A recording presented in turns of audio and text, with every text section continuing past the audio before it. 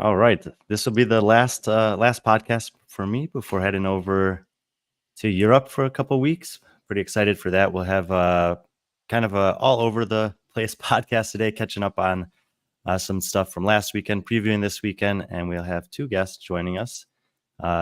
Dee is with us right now. We'll get to her in a second, and then we have Joaquin Perez coming on in a little while to talk things Tier Cup with us, which some of you guys may have seen some of their announcements coming up. So he's going to come on and fill us in that regard. As far as we go, we're maybe you guys saw last week we passed by 1 year, first year of B.Friendly Fitness, so pretty cool. And this year we have been really fortunate to have HDR CBD in our corner, supporting us on the podcast. Definitely we'll be traveling with some of their stuff on the road. Don't get to use all the stuff that I do at home, but they have some pretty cool products. And if you want to check them out, 20% off with code FRIEND20. So as always, thank you to HDR CBD for supporting us here on the podcast. If you want to stay up to date with the things that we're doing, subscribing to the weekly newsletter is one of the best ways to do that. It comes out on Fridays, just catch you up with podcast articles, whatever we've been doing on the road. It's going to be a busy month for everybody. And so that's a one place, once a week place for you to kind of see if there's anything you missed with all the content that will undoubtedly be coming up and you want to check up on it. And as has been the case from the beginning, if you want to support us on Patreon, it's a super easy way to support all the different things that we have going on. And we appreciate those that have been with us from the start. And easy ways to support us if you want to do it. How is that, Patrick? It was okay. I give it a B plus. What do you think? Actually, I give it an A, a solid A. She's biased. Oh, she's biased. So, well, I could have given it a D based on my name, but let's give it an A. Okay, that's kind of what I was expecting. Oh, what were you expecting from me? Like a C then? So I get PC. Barkley, will you be using a stick on your neck because that's where you carry your stress? Yeah. I do. I actually use it on the back of my neck every once in a while. I try not to take like medicine as often as possible, but sometimes I do get like little headaches traveling or not getting enough sleep or something like that on the road. And I usually use that as a first means of let's see how this works. And a lot of times feel a little bit better before hopefully never needing to take a Advil or something, but sometimes. The question is Patrick giving you the headaches? Not on the road. I just tell him I'm busy. Yeah. Yeah. It's no. But Dee, you and I we met in Miami this year. I have to believe that we've probably crossed paths prior to that, but you were able to help out with just some logistics and stuff early on in the week. And then we were able to catch up here and there in the midst of all of the chaos that is Miami, Wadapalooza over those couple of days. And we've stayed in touch a little bit since then. And we brought you on today for a few minutes because you have a pretty cool event coming up on Thursday of this week, 2 days from now, down in Miami. I'm going to give you a chance to kind of talk about it, but I think it's also sort of one event that represents things that you do more often than that. For sure. I'm super, super excited about this event because it's bringing a bunch of people together for a really good cause. So just to give you guys some background, I have a consulting firm called Growth to Mindset, and we help companies in wellness and sports grow through growth strategies and implementation. But of course, under that umbrella, we also help people grow. So we hold corporate wellness workshops. We help with general fitness events. Our clients are Lululemon, for example, Sky Hill USA. And we go ahead and help however we can. And for this, it was really important for me to develop our volunteering arm. And I kept seeing Gigi's Playhouse pop up all the time. And I finally pulled the trigger and said, hey, I'd like to be a part of this. And for those of you who don't know what Gigi's Playhouse is, it's a nationwide organization that provides achievement centers for people with Down syndrome.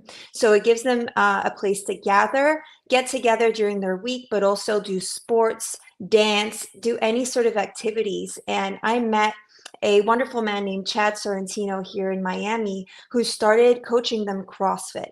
I'm a CrossFit L2 coach as well. And what I wanted to do is definitely help out with that. And what I've come to realize is how many limits we actually impose on people with Down syndrome or any sort of physical or perhaps mental disability as well. And they are very much capable. And in fact, they love CrossFit.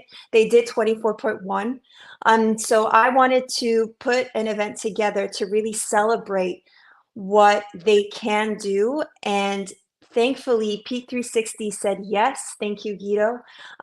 They're going to be hosting this wonderful event on Thursday. We're going to have Chad Sorrentino and I coach. We also going to be showing them what fitness is about. We have Team Peak, made up of Noah Olson, of course, Lena Richter, we've got Matilda Garnes, and we've got Tola. And then we also have Annika Greer that will be coaching them as well. So we're all going to come together, show everyone what they can do, what everybody can do. And I mean everybody, 2 words. And really just celebrate what movement is all about, which is also connecting between humans. Yeah, those athletes from Peak 360, I don't think the kids are going to like them at all. No. Yeah, and I mean, it might be it might be a competition thing. You know, when you walk in and you size up your competitors, and they might be really nice people, but maybe on the spot you got to make up a story like Michael Jordan used to do, make up some beef. It might be them, and then they'll show them exactly how to do a whole lot of burpees, some overhead squats and snatches. It's going to be fun.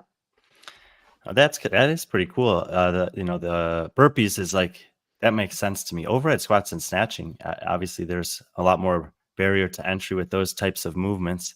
But I think that is actually great because it speaks to what you said earlier, which is that these kids love the challenge. They love putting themselves out there and showing what they can do. And I'm pretty confident that they'll thrive regardless of what you give them. Oh, for sure. And they'll show you, Brian, how to snatch. That's for sure.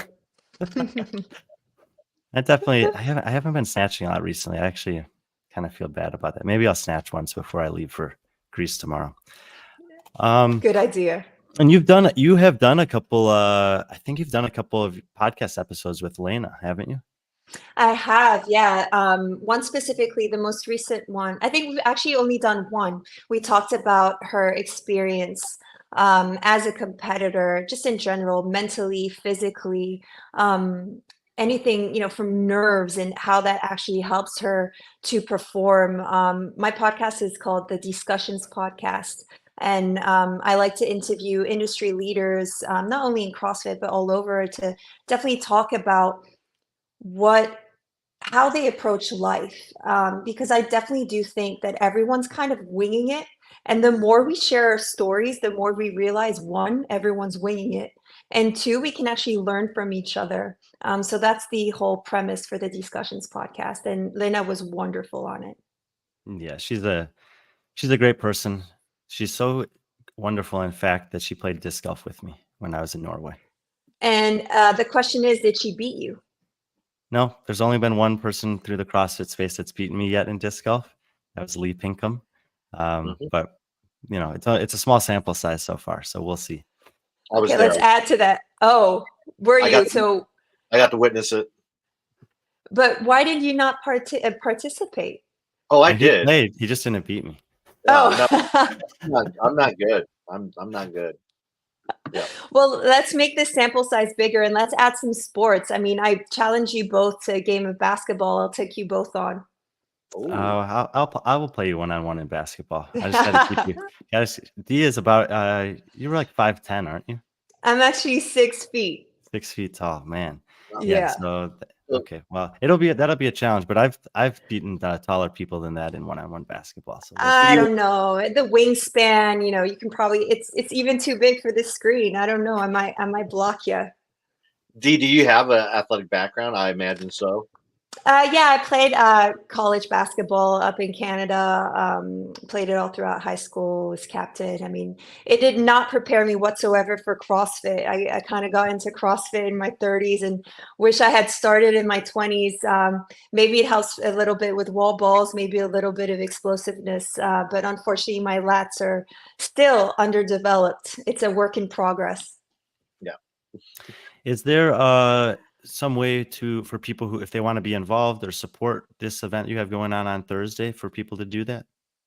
That's an awesome question. Thank you. We're actually trying to raise some money for May 18th, which is a national event that Gigi's Playhouse is organizing, where people from that who support Gigi's Playhouse will be running, dashing, walking their way to acceptance.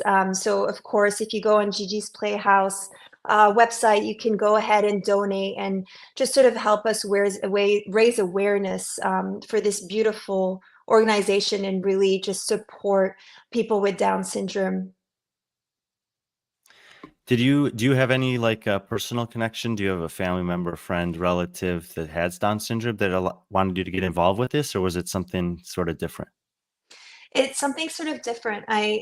I'm a big believer in movement being healing. And I mean it in a physical way, mental way, but also in terms of connections between humans. And Gigi's Playhouse was popping up at different competitions I was doing, amongst different places I had meetings at, and I just took it as a sign. And thankfully, I had met Chad Sorrentino at one of the competitions I had done here in Miami. And I just reached out to him on Instagram and said, "Hey, I'd really like to help you coach these guys." And I'm so glad I did, because I've come to realize how much society actually imposes so many limitations on people. And obviously, someone with a disability, if you leave them, let them be throughout their life and not actually try to tap into their capabilities, they won't be capable of doing much at all because you didn't actually help them. But when you do help them, you realize that although they may learn differently, although they may have different capabilities, they're very much capable. And it's been a wonderful experience and a true blessing for me, to be honest. And if people are in Miami, is this something they can come and be a part of? Yeah, they can absolutely be a part of it. The Gigi's Playhouse location is up in Miami Lakes. And of course, this is the first event that I'm doing with them, but I'd love for this to be the start of multiple events. So I'd say stay tuned, because I'd love to get more and more people involved going forward. Well, very cool.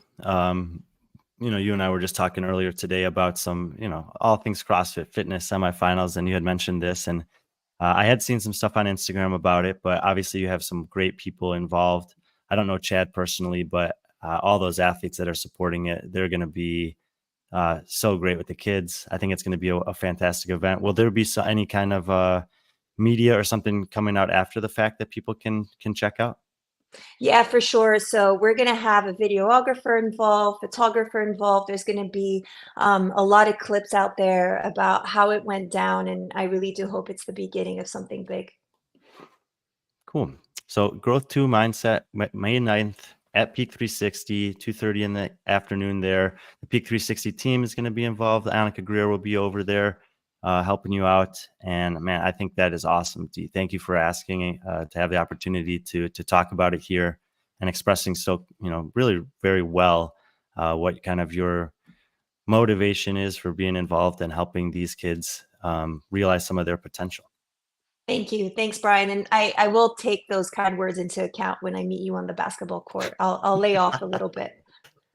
Okay, well, are you going to any of the semifinals? I am actually. I'll be at Sydney Creek Crown, working and of course supporting Team Peak and Annika. I will also be at the CrossFit Games for work as well. So definitely, if you guys, I'd love to meet up with you guys again, of course, to beat you on the basketball court. But anyone who's listening as well, I'd love to meet up. So I'm gonna have to pack my basketball shoes. Great. Yeah, and maybe That's pack a little talent as well. That would be nice. talent. Oh, I got talent. I may be old, but I got that old man YMCA. You know, You can tell I grew up on the basketball court. I'm all about trash talking. I'm all talk apparently. You'll see. How are you liking the NBA Finals this year? You know what? I'm actually not a big fan of watching the NBA. You might not agree, but I actually prefer college basketball. They're hungry. They're doing it for the love of the sport, and it's just a faster tempo. So I actually very much prefer watching college basketball. Yeah. Okay. So you don't follow are you going to follow any of the WNBA now that some of those stars are moving on to the bigger and better things?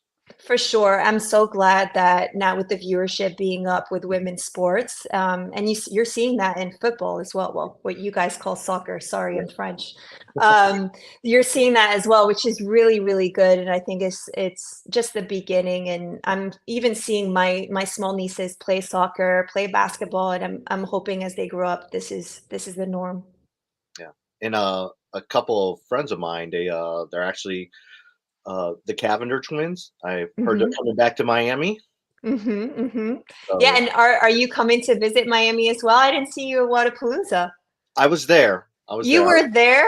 I was. I'm usually behind the scenes. The only reason why people even see me is because Brian prefers that I come out, but I'm usually behind the scenes. And I hear you're going to Asia as well, right? For semis? I'm going to Korea. Yeah. Busan. Yep, going to Busan. So I'll be in Korea, and then I'll come back for 2 days. Then I go to LA for West Coast, and then I'll be seeing you in Knoxville. Very cool. I'm excited to meet you in person. Yeah. Patrick, Dee lived in Asia for 7 years. She knows some athletes that are competing there from Singapore, from Hong Kong. She knows Antoinette Haynes, and maybe a couple others. So if you want to connect with her offline, she can maybe help you out with some stuff. Yeah, that would be good. That'd be great. I mean, obviously, I'm pretty like the Korean athletes I'm pretty familiar with, and obviously Ant and Ed, but some of the other athletes I don't know. But I'll take all that information because my goal is kind of like how you're bringing awareness to these causes here that are just amazing. I'm trying to bring a little bit more awareness to the Asia CrossFit scene, and you've been over there, so you kind of know what it's like, and it's an untapped. There's a lot of untapped potential there. You know? The world isn't ready for what Asian athletes can do. It's just a matter of time. I'm truly impressed by their natural talent, the way they move and the way they pick up things so fast. I coached there for 2 years as well, and I was lucky enough to train with some competitors. And let me tell you, they're really, really amazing. And it's just a matter of time till they kind of catch up because there weren't that many opportunities. And then you add COVID where over there gyms were locked down for a very, very, very long time. So that also kind of adds to the sort of the slower development. But I think the more people sort of look at that market, the more they'll realize it's amazing. And in fact, I don't know if you guys both have watched Physical 100 on Netflix. Have you guys watched it? Well, okay, this is the crazy thing. I heard about season 1, didn't watch season 1, and then I watched season 2. So I need to go back watch season 1, especially since I actually know a couple people that are on season 1. But yeah, season 2 was amazing. I mean, some of those events they had, it's like CrossFit should adopt. I mean, yeah, that first event with the air assault runners, that should be a CrossFit elimination style type of event. I mean, exactly. Even visually, I would have loved to be in the studio to hear the thumping of people just running. Right. Brian, I don't know if you watched it, but it's basically putting a bunch of people from different backgrounds, sporting backgrounds, but they kind of included some influencers as well. But you've got CrossFitters, bodybuilders, swimmers, runners, gymnasts, etc., all together, and it's all about proving which body type is actually the let's say the fittest, or I don't know if they're vying for it to be the fittest, but definitely the most what would you say, Patrick? It's based like on body aesthetic. Most physical. Yeah, most physical. And it's very interesting to see, and it's men and women who compete together. It's very interesting to see what comes out of that, and you see the strengths and the weaknesses. And there's a lot of CrossFitters who compete. In fact, one semifinalist from Busan was competing in season 1, and I don't know if another one is competing this year, but it's really interesting. And for those of us who don't speak Korean, just put the audio on English. Yeah. That way you don't have to read subtitles. Yeah, it's a really bad really bad with the dubbing is really bad, but still it's worth it. But yeah, even that the semifinals you're talking about is Carlos, Brian. Albaladejo. Yep, he was there, and then yeah, Carlos he was in season 1 and then season 2. It's just really cool, and like she says, I mean, the Korean people, the culture, it's their best. It's the #1 show in Korea on Netflix, and it's when it first came out, in season 1 and season 2 is trending up there on Netflix as well. So it's really popular. It's really cool, visually really cool. So Yep. have you finished watching all season 2?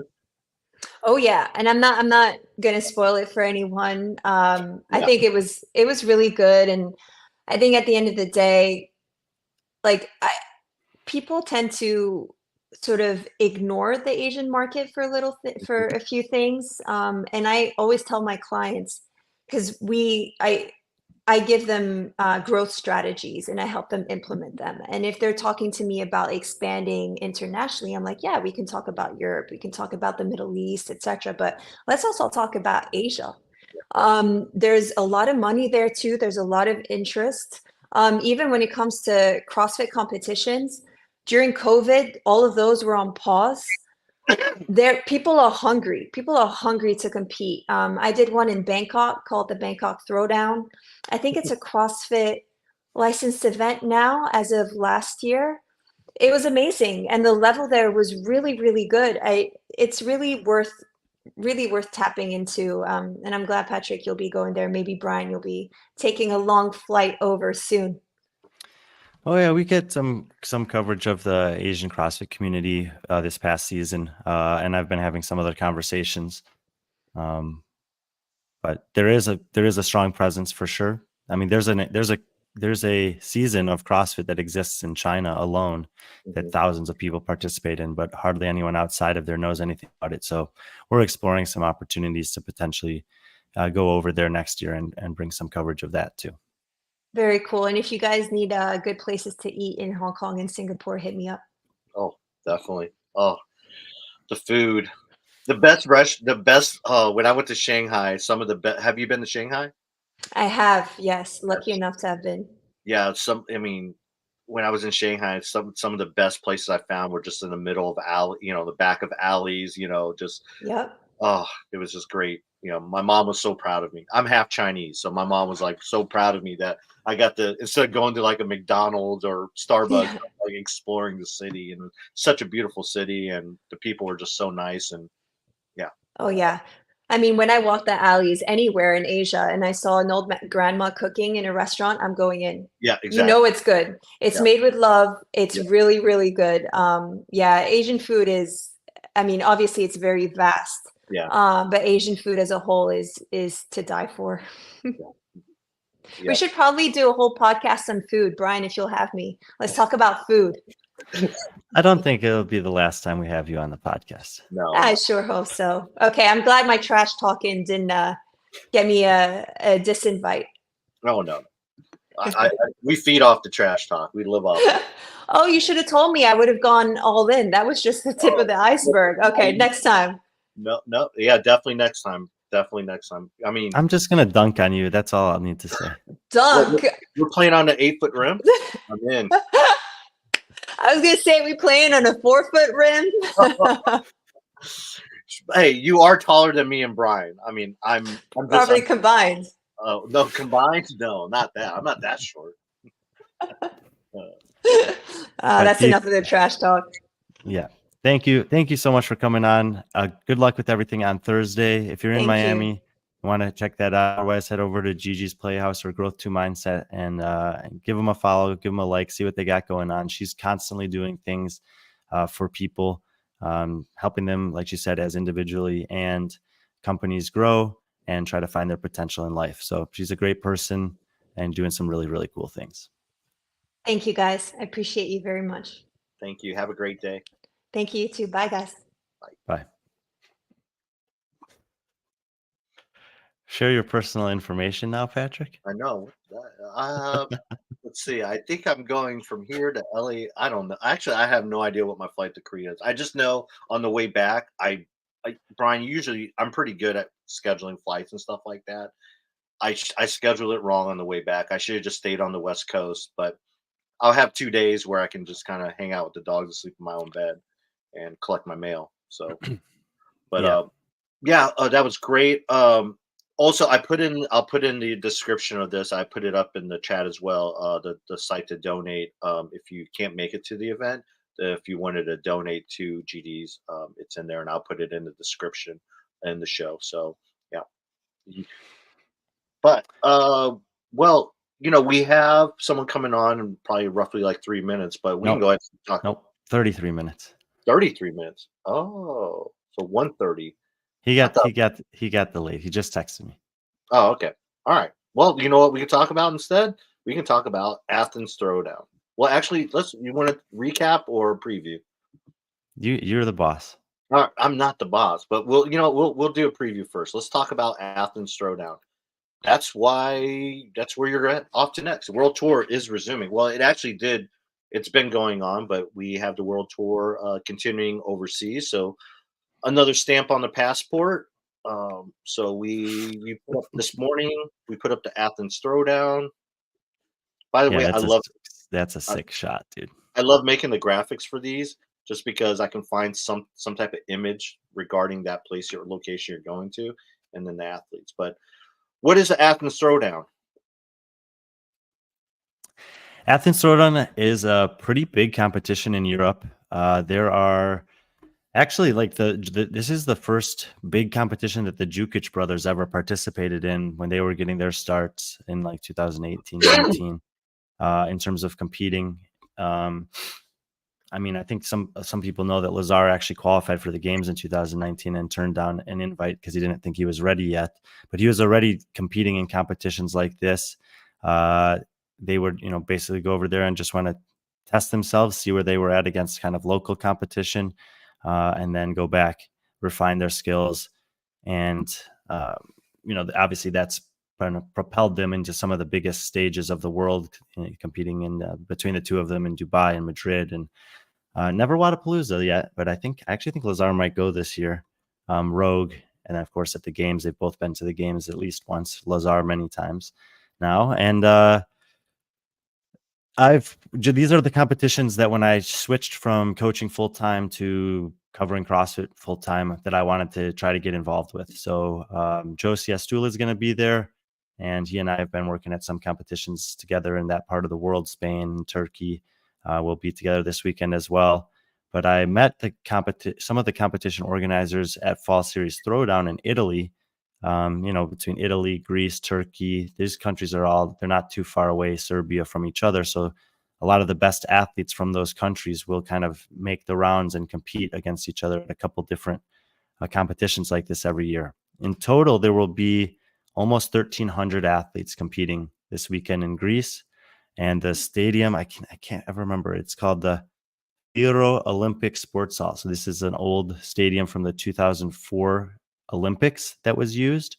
They'll have two competition floors. The main competition floor is 32 lanes wide, and then they have a side stadium that's 16 lanes on it. And there's basically competition going on there for all of those athletes and divisions over 3 days. At these competitions, it's, as far as we're concerned, it's just me that will be there, and clearly can't cover everything, but we're going to focus on the elite divisions. There are some semifinalists on the roster. However, both Asia and Europe are competing week 1, so I'm not sure how many of them will go there. That's one of the big challenges with running CrossFit competitions outside of the games season, because the CrossFit Games generally don't announce their dates as early as most off-season competitions are looking for venues and dates that will work for them.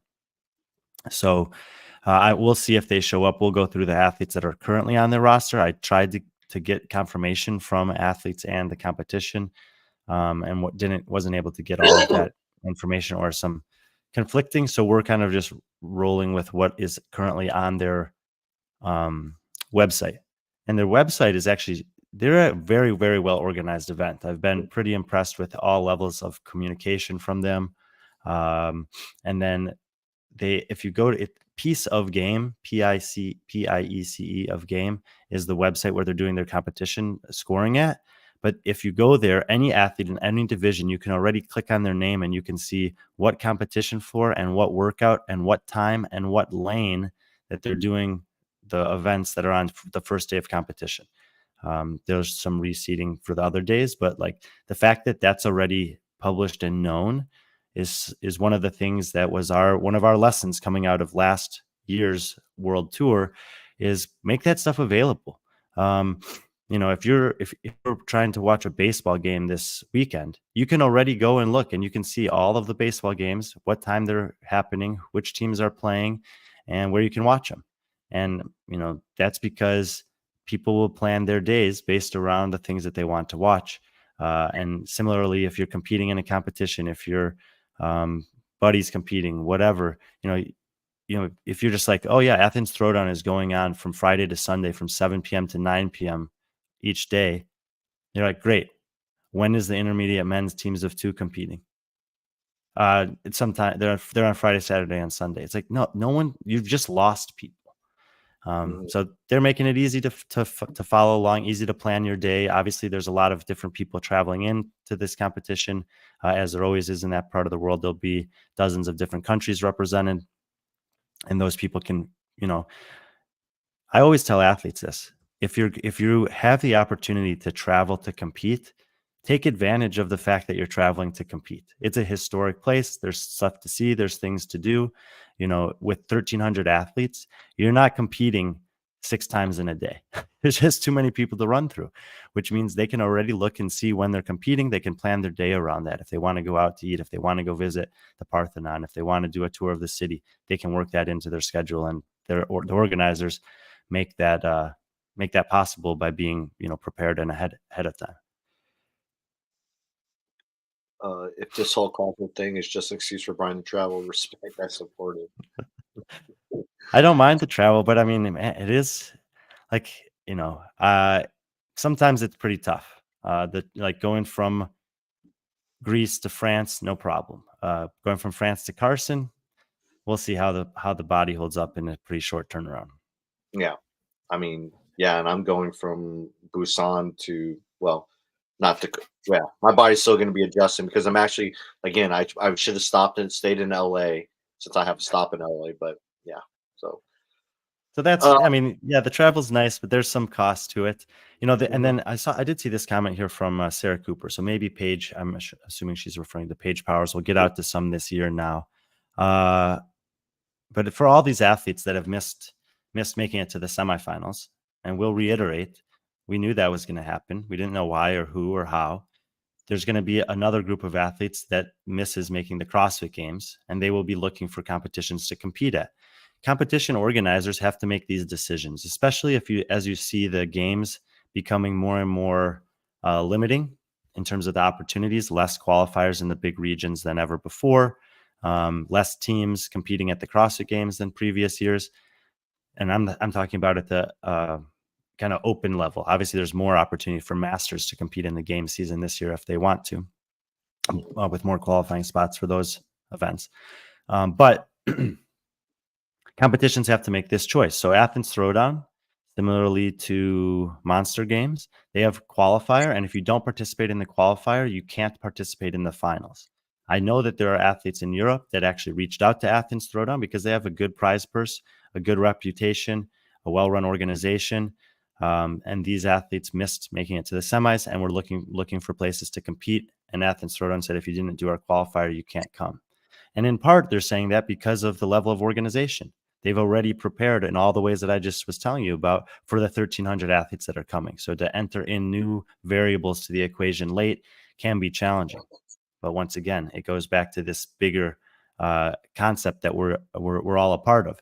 The top athletes in this sport still don't have any other better options in the CrossFit Games season in terms of prestige, viewership, Like that's what everyone's training for. Those quarterfinals weekends, those semifinals weekends, and a make to the games is a top priority. The sponsors' opportunities are there. The recognition from that's the path for 99% of the best of the athletes who actually have a chance that they want to pursue.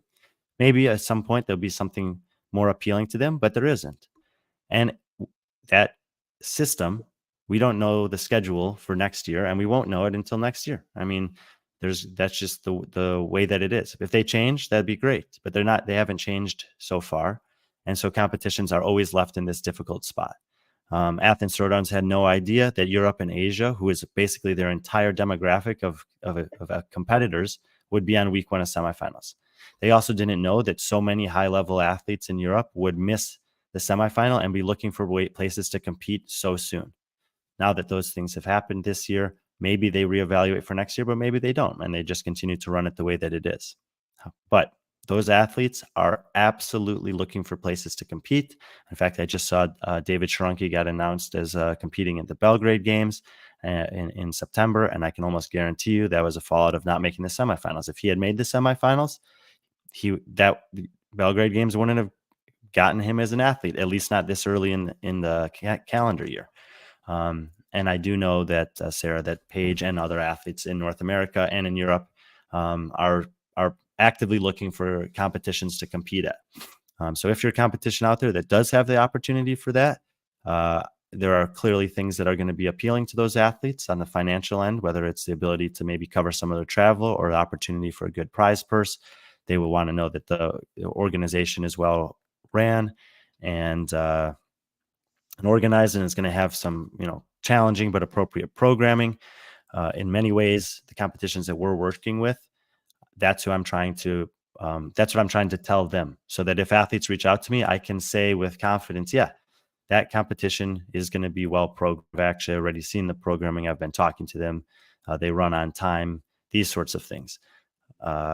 Would it be smart for these competitions to have about 5 wild cards in their pocket? Absolutely. And there are competitions that have that. So while Monster Games and Metcon Rush are an example in North America, there's one, they both are happening in July. Metcon Rush holds some spots for athletes that they know are not going to make it as far in the season as they want to. And Monster Games up to this point has not done that. Again, those are just different choices that they make, but there are things like this happening. Ariel Sanders also joined the Metcon Rush in July, and I know that there are other athletes because people have been reaching out, competitions and athletes, and we've been trying to match those up as best as we can. Yeah, still, Lena, absolutely, it breaks my heart that Sharonki isn't in, especially you look at this programming, what kind of competitor he is, how good he does in live competitions in general. He would have a legitimate chance to make the CrossFit Games this year. Is there, Sarah? Will we have a preview show for the Asian semifinal? I don't know anything about them. Yes. So if you haven't heard us say it yet, tomorrow Patrick's going to look. I've actually already written an article that ranks not all the athletes, but basically the depth of the field of athletes in each division and region around the world that I know. So, for example, in North America East, I ranked all of the athletes. 1 through 40, 1 through 40. On the team side, I only did up to 20. But if you went to Asia, for example, I think I did 20 men and 20 women and 10 teams. Because I don't know enough about the rest of the teams to really speak too educatedly on it, but they only get 2 spots each. So we're probably, it's almost a guarantee that we're identifying the teams and athletes that will eventually make the games with those numbers that I've ranked. And Patrick's gonna, he will have seen them, but he's going to basically invite some people on, I think, and take a look at the ranks. This is for all the semifinals. So that's just kind of a fun thing that they're doing while I'm traveling.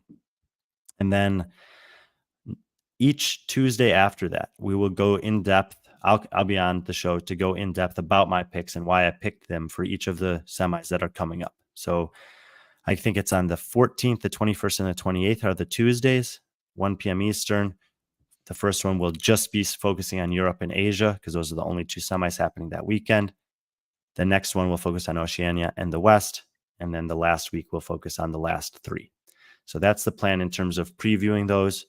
We will obviously also be doing stuff on site at the semis we're at, breaking down the competition day by day. And then obviously taking a look at the people who end up qualifying for the games, or maybe a little review of those after they happen. So it's a tough schedule for us because we are traveling so much, but that's at least the minimum plan to make sure that we're giving some hopefully insight into who's going to be competing week by week at the semis.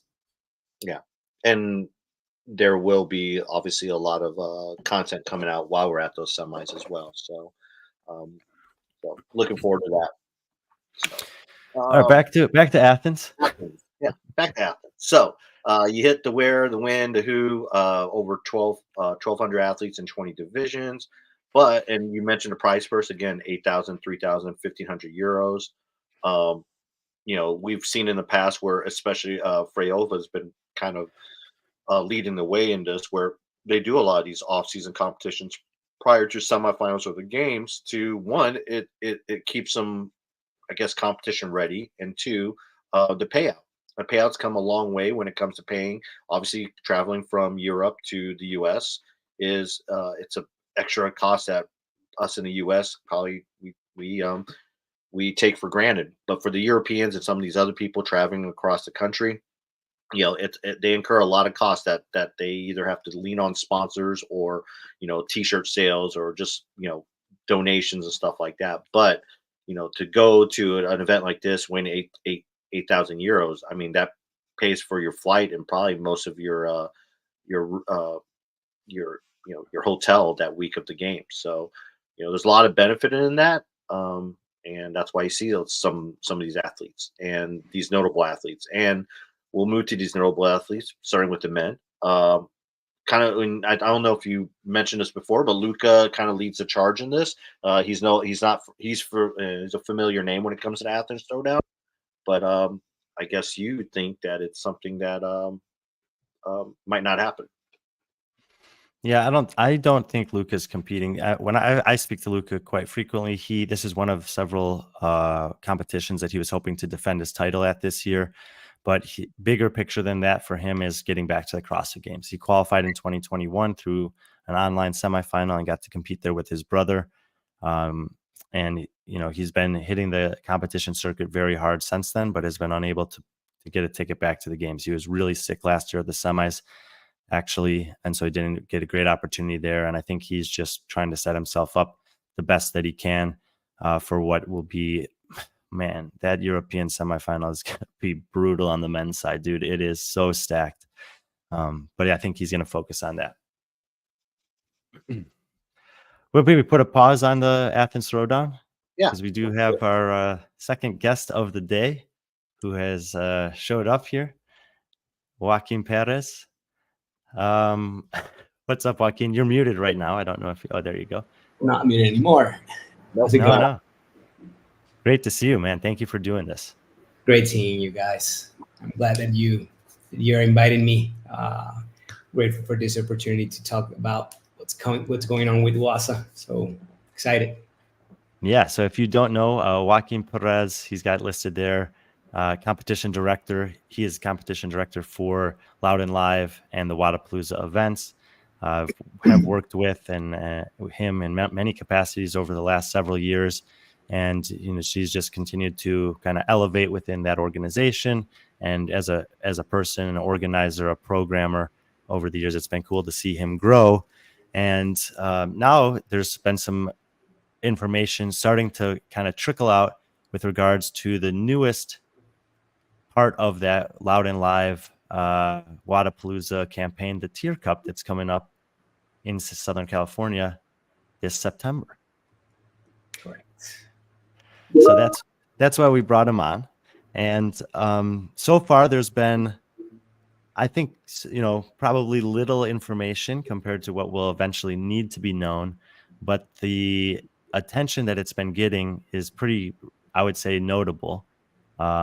It's definitely stirred up some excitement amongst athletes and fans that I've spoken to. And so we wanted to just ask you, Joaquin, maybe to walk us back to what has happened to kind of get to this point from your perspective, from where you guys are at. Yeah, for sure.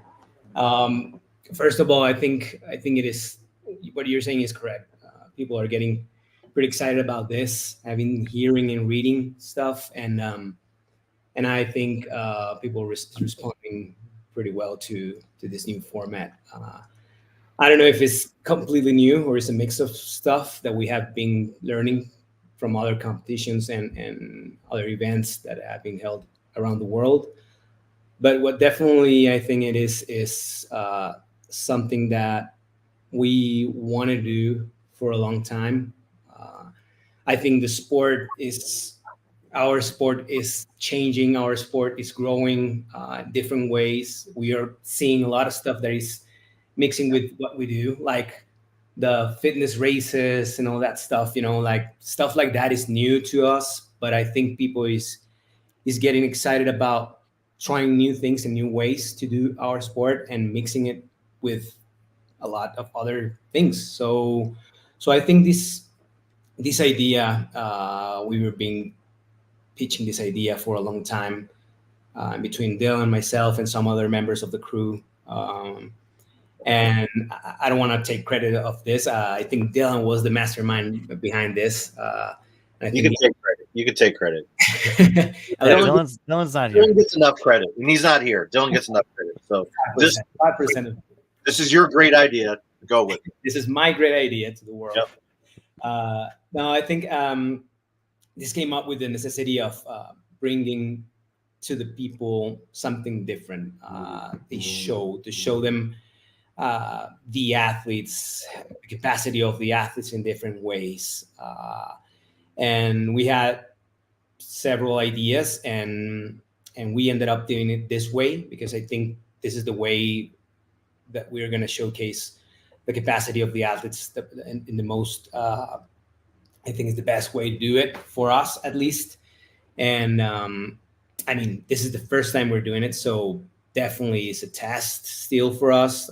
We don't know how this is going to go at the end, but I think it's going to be a great result. But in the past, I think it's just to do something different, to do something that people can enjoy as we enjoy this sport.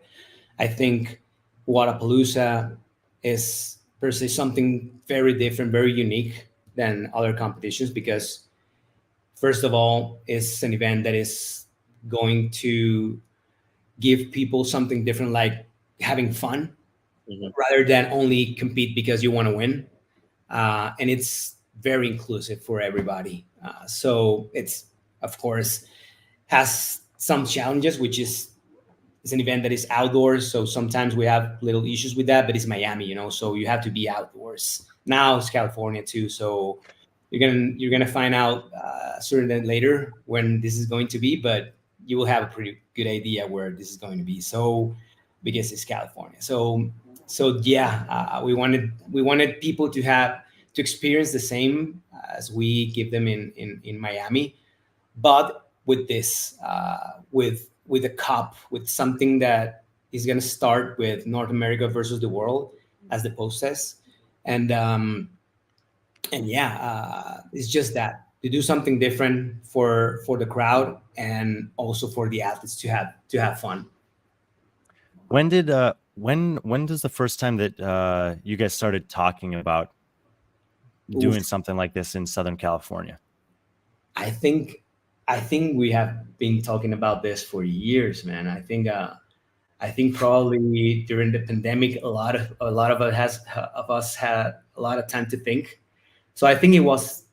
I don't know if it was prior to the pandemic or in the pandemic that we start pitching ideas to how to grow, how to do things differently. We didn't knew, of course, a lot of stuff. We could be like where to do it, like California. Of course, it's a great place to do it, but we started with the idea of doing something in Miami or somewhere else. But I'm glad it's in California because California is for CrossFit is just amazing. It's where everything started. So I think it's it couldn't be better. But I think it was around that time when we started talking about doing something different. Not a clue that it was going to be something like this, of course. Yeah. Well, I think I think you're right because originally right before the pandemic, the original West Coast Classic was set to happen. It was set to happen in California, right there at what it was supposed to happen at where did it do regional Del one? Mar. Del Mar, yeah. Which it had a lot of people excited about that. I remember just looking at the roster, like you had like OGs like Josh Bridges who were like they wanted to compete. They had and then COVID kind of took that away, and then Justin Medeiros was going to be there yeah, before he was the champ. yeah. But that was that was a unfortunate like victim of COVID during that time. But and then we'll get to this. We'll ask you about West Coast Classic before we finish talking about Wadapalooza West Coast or SoCal. But I think that's where it seemed like that's where some of the seeds were planted for something like this. And now this year you have 2 events out in California, but this one looks like the one that you'll have. Obviously, Loud and Live is more, and TYR are they're you have full control of, and you're doing something just innovative and creative. Correct. That's correct. Yeah, I mean, we're very excited about having 2 events there. He proved. I told you. It's proved. Dylan's going to be mad about that. Nah, he's not. But yeah, I'm just grateful that we have 2 events there in California because I love California. I used to be there every year as a volunteer for the CrossFit Games, judging and doing a lot of stuff. So it just brings back memories.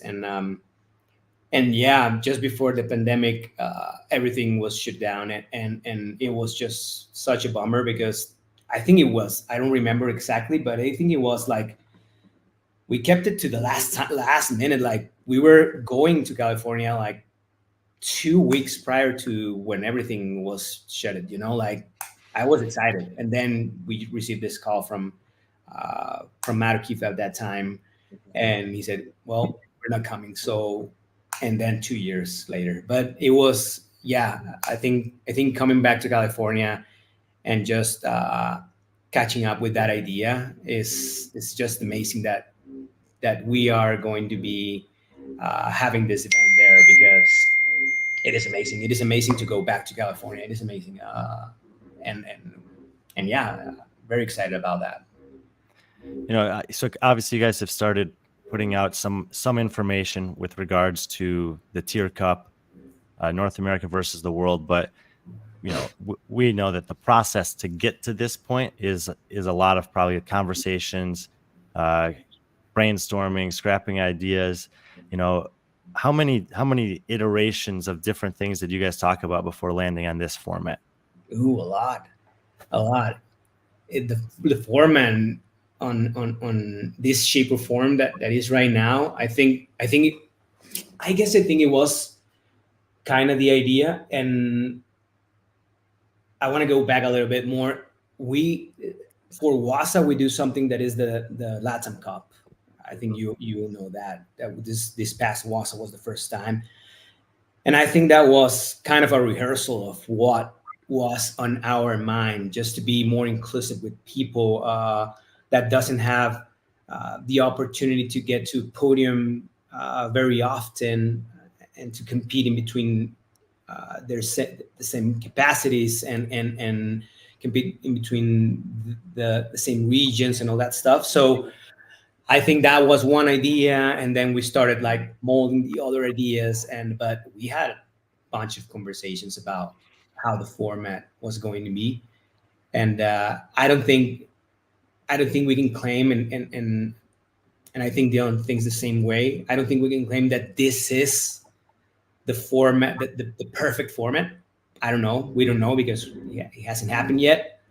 But I think we're pretty close to something good. I think probably something's gonna still change for next year, because we want to do this year after year. So probably something is gonna change for next year. Probably more people involved, probably more teams involved. We don't know. But this for a starter, I think it is good. Yeah, and this is the most recent information that was put out. It shows the different formats that these 2 teams, North America and the world, can compete in. And I really liked the way that you guys presented this, because in each individual slide, and then also in the caption, you're able to highlight what this is about. But maybe you can tell us just kind of walk us through all these, all for one for all 8 people versus each other. So this to me is like this is like if that means 8 men, 4 from each team, all going head to head. Correct. And That's so correct. I would assume that if the world team finishes first, second, third, fourth, then no one's going to be very happy about that in North America. But they could do that, and then they would steal basically all the points for these types of workouts. Yeah, for sure. And I think I think this part was the most difficult part for us, like the exact way of how we were going to spread the tests during the weekend, because we didn't want this to be a beat up just event for the athletes, for them to come and just leave for the weekend just all beat it, So we wanted them, of course, to put some work on their bodies, but also to have fun, strategize, and yeah, that was the idea. So that I think this here, I think this is what I can say is the most close thing to what we're going to continue doing during the years, because we have an individual test where all 16 athletes compete independently. So they're going to do something, and every single athlete is going to score one, to do one score to accumulate points for one single score for the whole team. So that's an individual effort. So you're going to give your all to do. You don't have. It's not something that you can strategize or whatever. You just have to put all in. The second one is all hands. So, like you said, the team competes as a single collective. So all 8 are going to do stuff. You see a worm there. So You have an 8-man worm or 8-person worm yet? who knows? We can use an 8-person worm or whatever can come to your mind right now. It could be possible. Yeah. Because it's only 2 teams, that's the great thing about this. So in terms of equipment, you don't need to think about 20 lanes, 20 things for of the same equipment piece. So yeah, everything can happen. So everybody's gonna be working there for one single score. So there's this event is where they need to strategize a lot as a team, putting an effort together.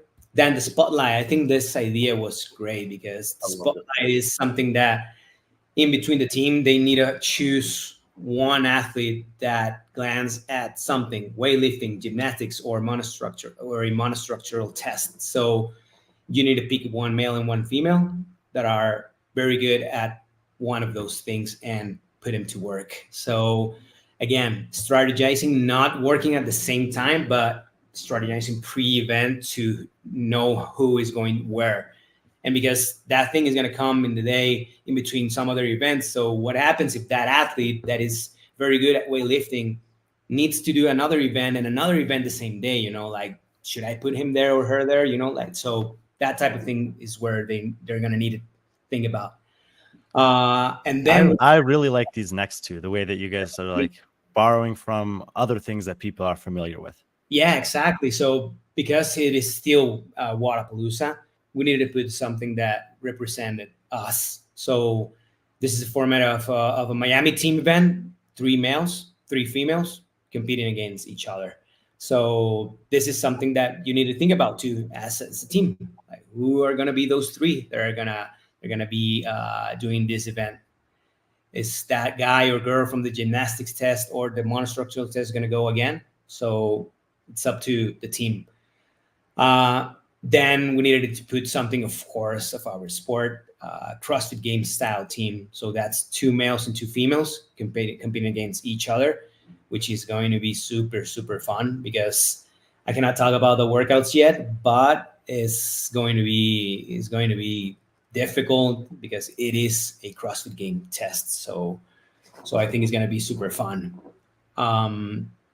Then the other thing is, and the last one is captain. So you're going to have a captain, a male captain and a female captain. So they're going to go against each other.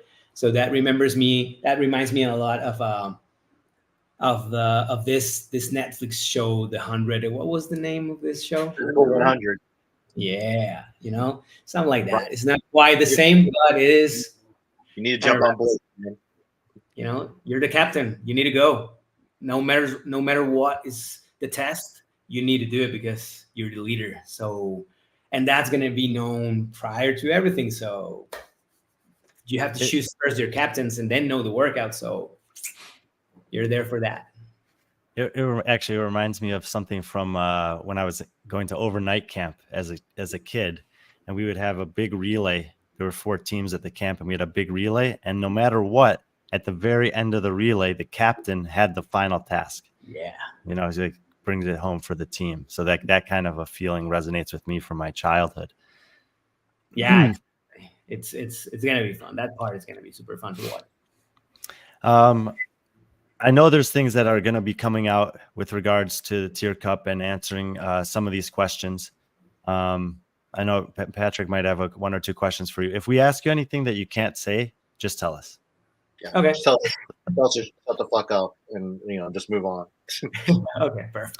But I think that probably one of the biggest questions that people would have is how do you get onto one of these teams? How do you what? I'm sorry. How would an athlete get become eligible or selected or whatever to be on one of these teams? Because it's very exclusive. It is very exclusive. I mean, what else can I say? You have to be the best of the best to get into these teams. Right, year to year, usually the best of the best is determined at the CrossFit Games, and that's happening about a month before Wodapalooza SoCal. And will that factor in at all to who ends up getting invited to this? Probably yes. I think a month is enough for the logistics to get them there. So I think everything is going to count. There's several competitions that we're taking account. So to make this list, we have had conversations with some athletes. But yeah, I mean, I think that is the most that I can say. But definitely, you need to be the best of the best, and of course, the CrossFit Games count for sure. Well, you mentioned best of the best, but there's obviously some athletes who aren't competing this year that are in the past the best of the best and fan favorites. Yeah. Are these athletes, and I'm thinking specifically of like the Annie Thorisdaughters, the Katrin Davidsdaughters, those type of athletes. I mean, would that kind of be up to the team captain, or or is that something where you would extend the invite if you would want them there? Yeah, I mean, it depends on. It doesn't matter. I don't think there's a need for you to be on the first place at the CrossFit Games to get here. Mm-hmm. Those names, I'm going to put aside those names because I don't want to put names. But those type of athletes, as a matter of speaking, I think they could get to the Tier Cup too because of what you just said. They're fan favorites. They are the best of the best. But we know that probably some of them are not competing because of whatever happened this year. But yeah, definitely. That's good. And I think it also is important to recognize that this is one thing that's going to be happening at Wodapalooza SoCal. But there's a lot of other stuff that's going to be going on there, right? That is correct. Yeah, for sure. We are not taking away what WASA is, the spirit of WASA, which includes all the community. So there's going to be more information for the community.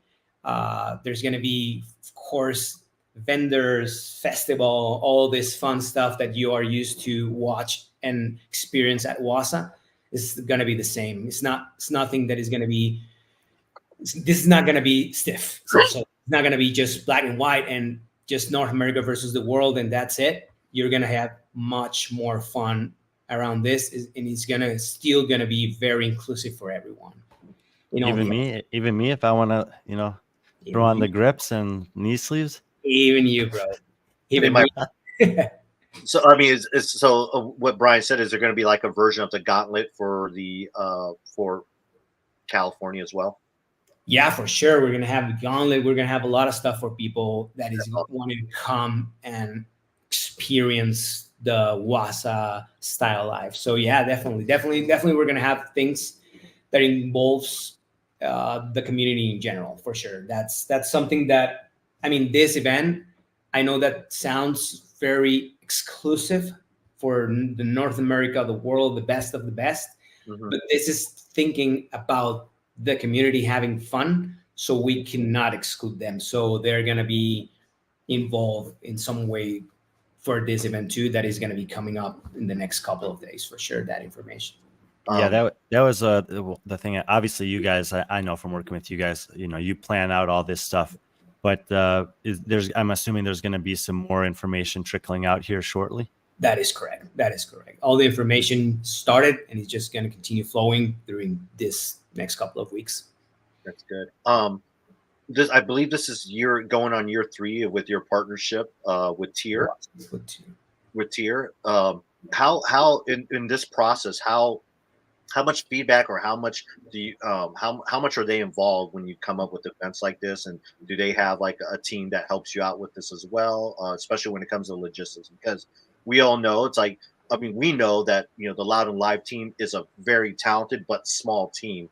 And obviously something like TYR and other partners, they're very important in terms of logistics. How much feedback do you use with them or have with them? That's correct. That is a great question. TYR has been a great partner for us so far, and I think they're going to continue doing it this way because they are very involved. We are hand in hand working together to bring this up to everybody, and definitely without them, we couldn't do this in this events at this magnitude. So a lot of feedback, a lot of communication. They have a lot of great ideas, and definitely it's a team effort in between the Loud Alive team and the TYR Cup, which is now one team. So yeah, a lot of feedback from them, and we are in constant communication to continue doing this type of events.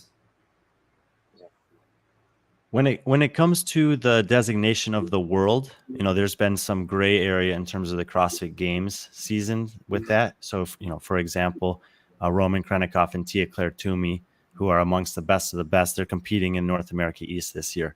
Would you guys defer to the game season, or would you defer to Passport, or like how do you decide in a case like that? Yeah, I think we're gonna go with Passport. So I like that. Yes. Yep. That makes it a little bit fair, I guess, a little bit. I don't know. We'll just say there's none. I don't think any of the best North American athletes have relocated in a major way, but definitely some from the world have moved to the U.S. Yeah. So Yeah, I mean, I can pop a question for you. Like, if you were representing a country or a region, being a U.S. citizen, born and raised there, and you were living in Europe, which country will you like to represent, or which region? Like, of course, you will say, I don't know, but in my case, I will say rest of the world, because I'm not part of North America. Well, not in this, at least. I will try to represent the rest of the world, because I'm not from the U.S. So yeah, I think that way is the best way, I think. Yeah, it's been it's been different over the years how CrossFit does it. Sometimes an Icelandic athlete would compete in North America and then have a North American flag. Other times they have an Icelandic flag, but at the end of the day, we know where they're from. Yeah, exactly. Joaquin, anything else that you want to kind of put out there, things that people can be looking for? Where should people be plugged in if they want to stay up to date with what's going on with TYR Cup, if they want to be involved as a competitor, vendor, anything like that they should know? Yeah, for sure. Go to our social media. Our Instagram is where we post everything. We're going to continue posting a lot of good news in the next couple of weeks. Go to our website. Look at the email there. You can email info@thewatapalooza.com or compete@thewatapalooza.com in case you have any doubts or questions around what to do to compete at the next WASA in Miami, the next WASA in SoCal. Also, we have the West Coast Classic coming on. So if you want to attend there, tickets are on sale right now. So it's going to be, I think, the West Coast Classic being where he's going to be in Carson. So such a magic place for the old schools like us. I think it's going to be amazing. So go there, buy your tickets, join us there. It's going to be a festival. We're going to try to do it the loud and live way. So try to make it fun there out there in West Coast Classic 2 this year. I'm super pumped about it. B.Friendly Fitness has every intention of being there and being involved. We're also going to be out at West Classic. Both Patrick and I will be in Carson a couple of weeks from now. So we'll look forward to seeing you there. Is there, for people that might be thinking about going down to Carson, obviously you have to work closely with the CrossFit Games team to make sure that everything is functioning in the way it needs to accommodate the fact that competition's happening in 7 places around the world. But will you guys be able to put a little bit of the loud and live flair onto the on-site feel at all? Definitely we are going to. Yeah, come on, Brian. You know the answer to that question. Definitely we're going to. And yeah, I think every single semifinal is going to be unique in some way, and we're going to try to do our best to do it our way. I mean, look at that. Look at those videos and pictures you're showing. Like, what else could you do if that thing is packed? Like, it's just bringing back a lot of memories for us as fans, as organizers, and definitely for the athletes. But yeah, definitely we're going to do a lot of stuff for the spectators. We're going to do a lot of activations. We're going to have a lot of brands there, so you can go and grab swag and buy stuff from the sponsors. So definitely we're going to do it the loud and live way as much as we can. Well, I'm certainly getting pumped up for both of these events. I think that from just the comments online that we've been seeing and talking to people, we are not alone in that capacity. I know you got a ton of work to get everything organized. I really appreciate you taking the time to come and hang with us today, Joaquin. Oh, thank you very much for inviting me, guys, and definitely I'm excited to be a part of this because the sport is growing different ways, and I think it is a good thing for us, and excited to see you both there. Can't All wait. right, brother. Enjoy the rest of your day. We will we'll see you soon. You too. Thank you very much for having me. Yep. See you. Peace. Joaquin Perez, competition director for Loud and Live, taking some time out of a very busy schedule to make that happen. And PC, it looks like the guests are continuing to roll in here. Yeah.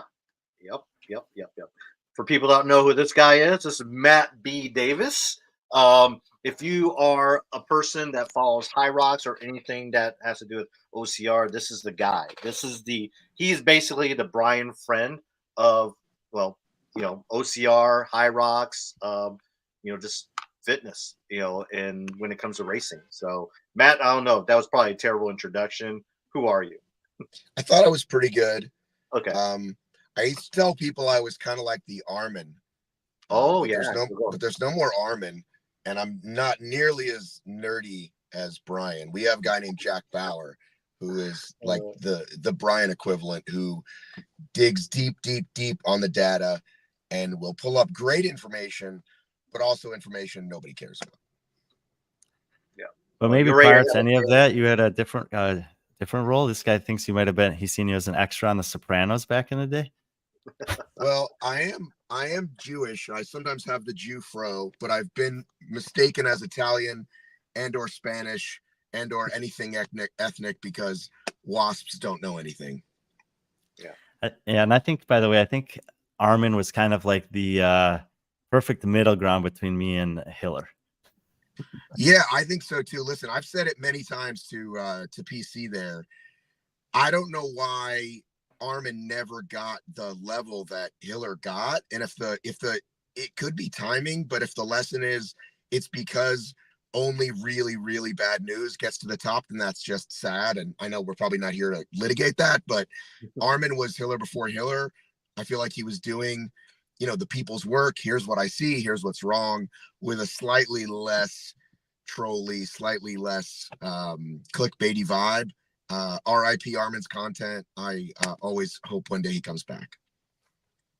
Well, don't put it out of the realm of possibility. He was at the West Coast semifinal last year. I ran into him there for the first time in person since probably Filthy 150 in Ireland. And I know he's paying attention to what's going on. I mean, barbell spin left the sport in 2019 and came back 3 years later. So there's room for Armin to make a reappearance.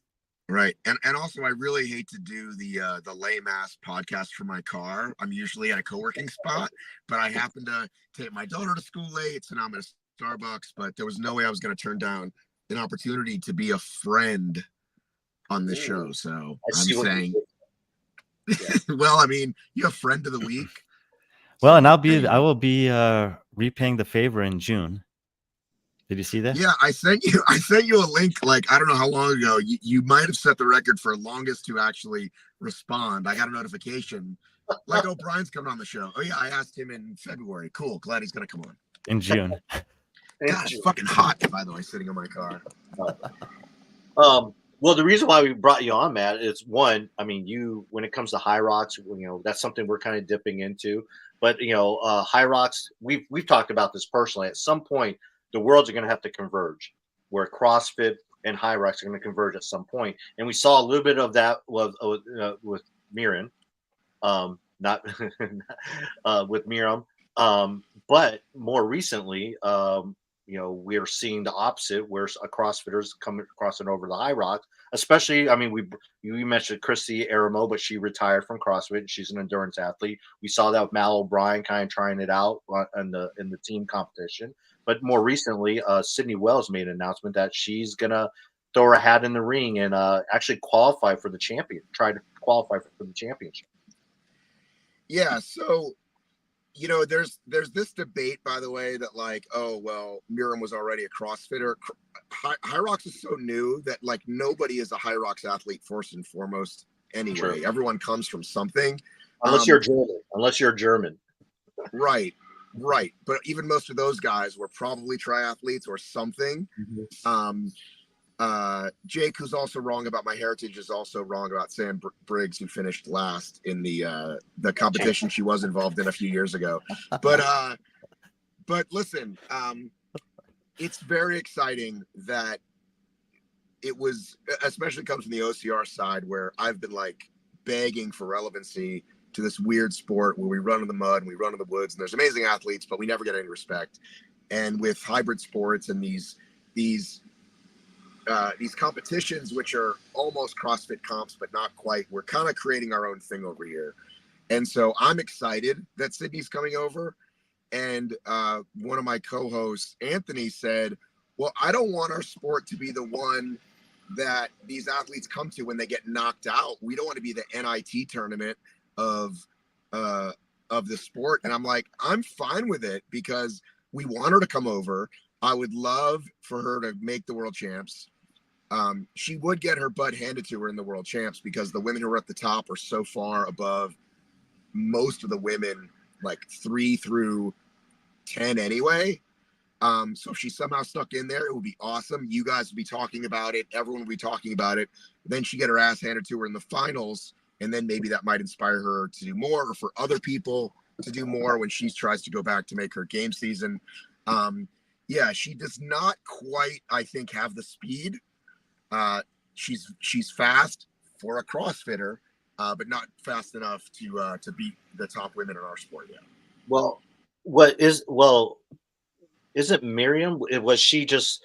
I mean, looking at her splits when it comes to the running, I mean, she probably ranked top 20 in the world when it comes to running. But is the other where she made up her ground to be a top 10 athlete in high rocks was in the other events. The more right, but even Miriam, like we love claiming her, but she's already kind of fallen down. Like she won a European championship, and I forgot what she got in the world champs 2 years ago, but her times are considerably slower because the athletes are just getting so much better. Plus time on, just like the time in the sport, when you've done 15 of these versus doing 3 of these and continuing to get technique better. You've probably seen or heard that the times are all over the place based on courses, but now we've had such a nice cross section, a nice, what do you call it? The more numbers you have, the better, Brian. What do we call that? Data. Data points. I mean, Yeah, the more data points we have, the better. And so now, other than this recent High Rocks Airport they did, which the times were insane, because instead of doing laps, the running course was basically like this, and then go to the station. Other than that, they all balance out. We used to say like Euros were closer versus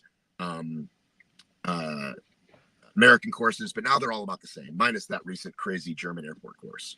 Yeah. do you think that something like this would make sense, Matt? I mean, I don't think, unless there was a branding play involved, which some people like assumed there was, they wouldn't do it, because don't you think CrossFit thinks they're probably too good? Like they would never call it that. Well, they may not. They may not say event 1 of the CrossFit Games is the High Rocks test, but they might put a test out there that resembles it to some degree, where it's like 5 rounds of running a certain distance with 5 different implements, and we can clearly see the similarity. But I was asking, do you think that a test like that would actually fit in as one of several events that comprise you guys, the CrossFit Games? I forget. I think it was the Open this year. You had like a row into wall balls, and that was like, oh, or a row into a pull into wall balls. Or that was something.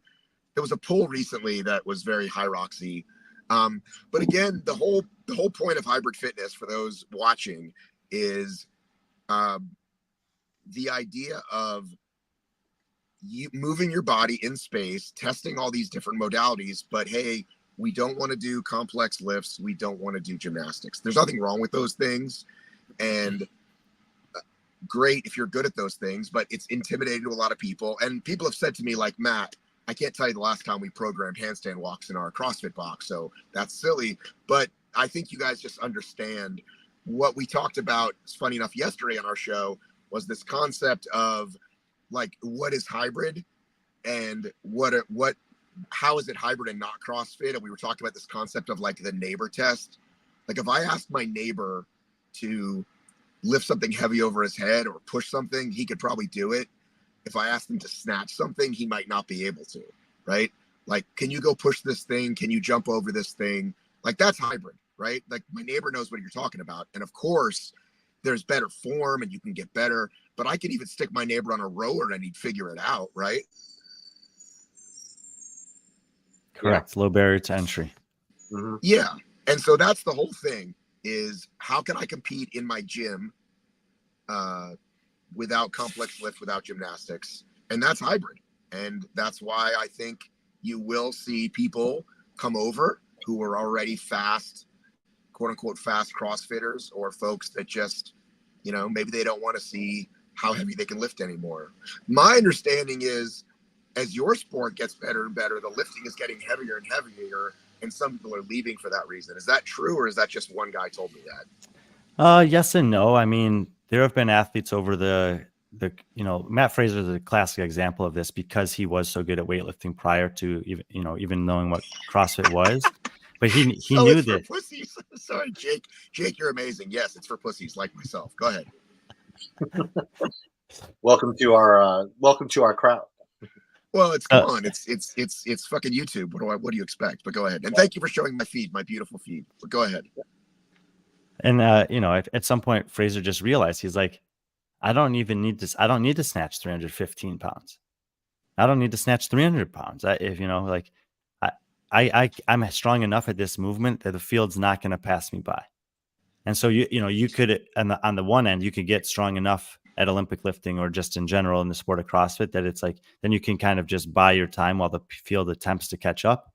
But if you don't have a minimum, like for men, I mean, obviously, if you can't snatch 265, you're not making it to the games. And I would say 7 years ago, most coaches were already saying, if you want to compete, like seriously compete at a semifinal or regional level, you need to be snatching, 265, 275 pretty confidently. So there's like a pretty tight window, but there's definitely a low barrier, like a floor, that if you're not strong enough, you can't make it in CrossFit. Yes. But do you think that people are leaving for that reason? Like for the 100 reasons that people like post, like, oh fuck, this is my last games, this is my last Open, like whatever. Like, do you see that as a trend? I don't know. And I also think that the games team certainly doesn't care about that.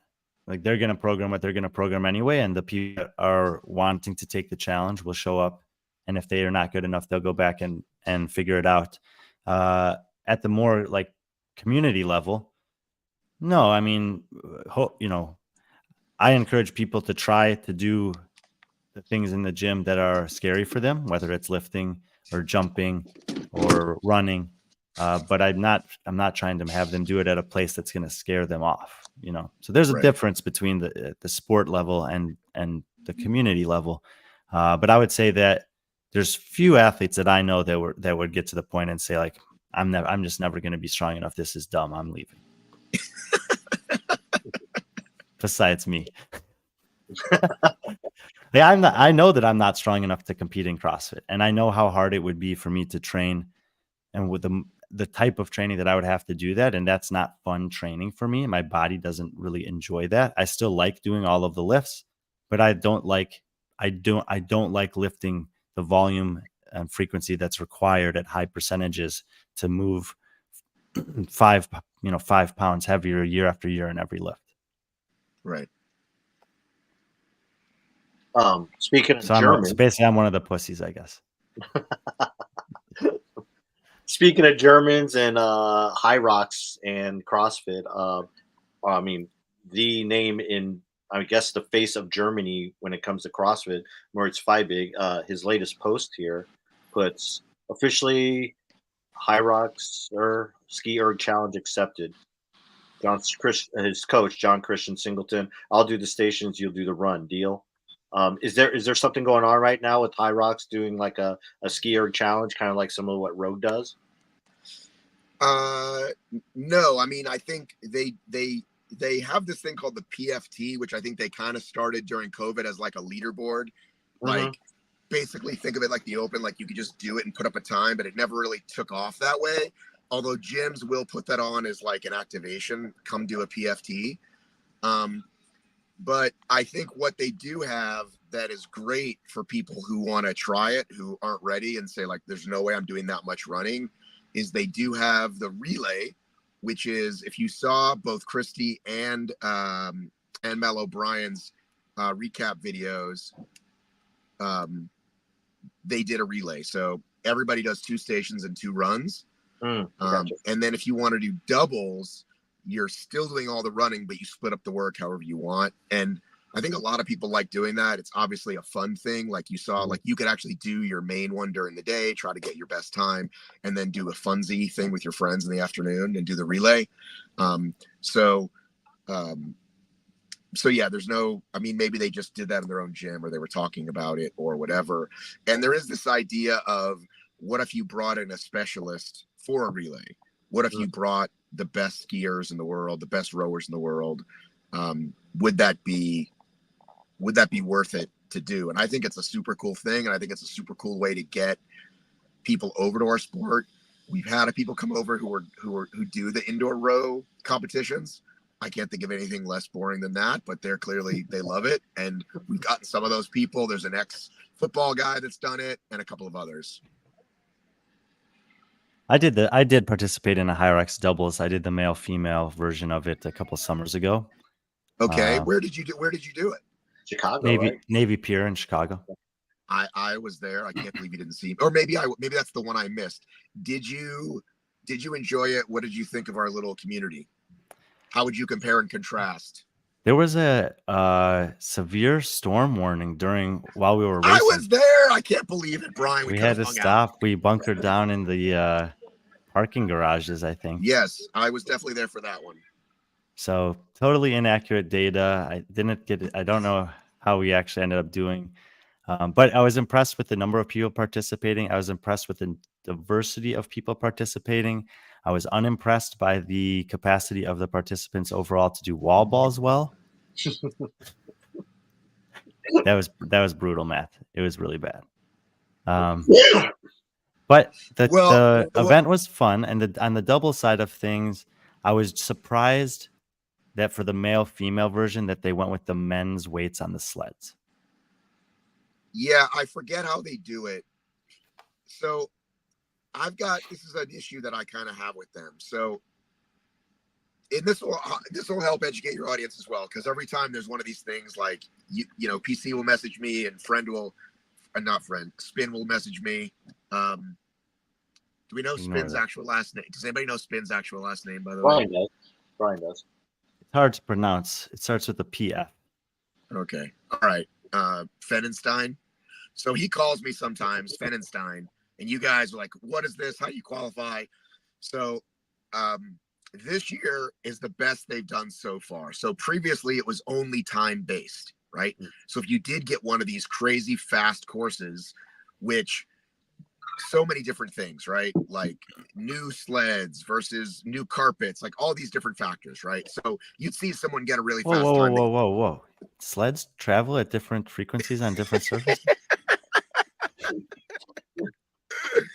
They supposedly do some friction test, which anyway, there were people that didn't deserve to be there. So they were like, okay, here's the new rule. Because there's so many, because remember, this is a mass participation event, right? Mm-hmm. This isn't just like, hey, quarterfinals is the fucking syndicate crown, or you got to qualify. These are all over the world, right? 11,000 finishers this weekend in London, and that's not a bullshit PR number. That's a real fucking number. Like these people are there people that did not finish? I'm saying that people use the term. I like the term finishers because that's what I pulled off the leaderboard. Versus, you could just say the number that signed up, and yes, you're getting that money. But apples to apples, I just use the term finishers. Anyhow, and I'm sure there's a small percentage that don't. There are some very hefty people out there who may not finish.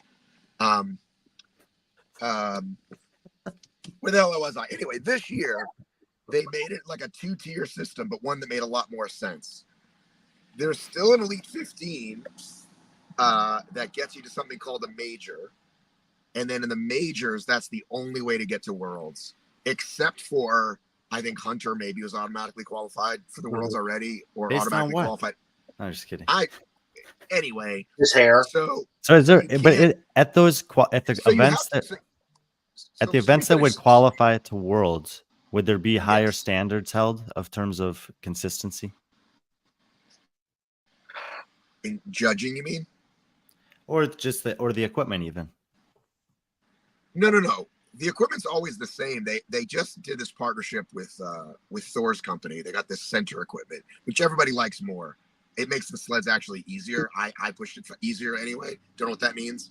But anyway, the point is, you can't just get it on a fluke. You've got to, even if you race into the major on a fluke, you've got to finish first, second, or third in that major. Now you can go to World Championships. So there were 4 majors. 2 were in America this year. It's going to rotate, blah, blah, blah. Plus 2 last chance qualifiers.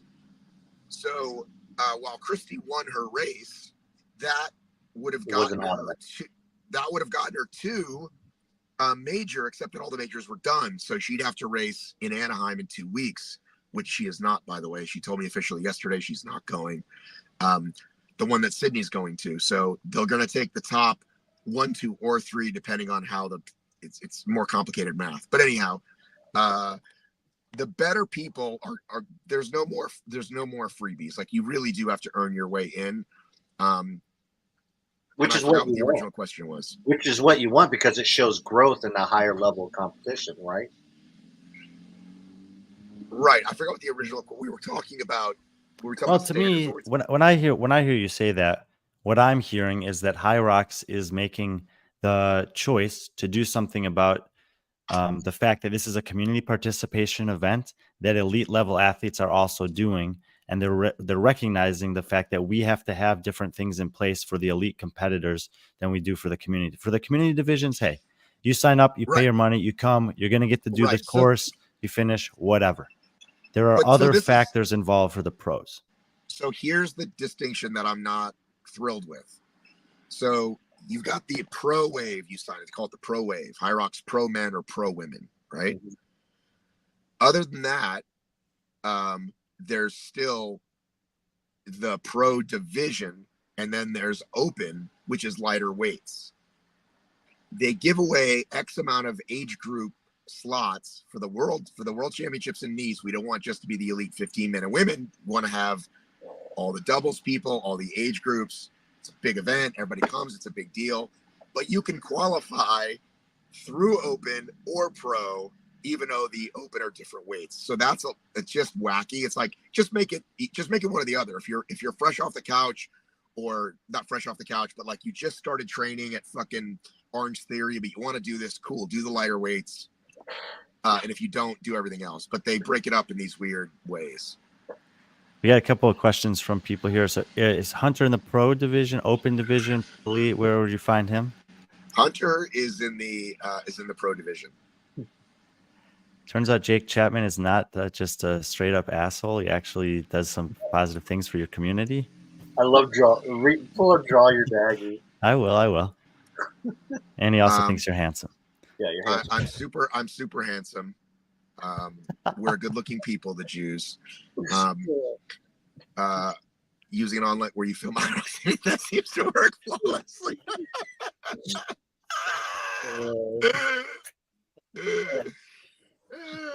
Well, Matt, you gonna make it to any semifinals this year? I know we always talk about this, like, hey, the games. You know, you're like the one person that was pumped at going to Birmingham. The rumor was you were that one guy.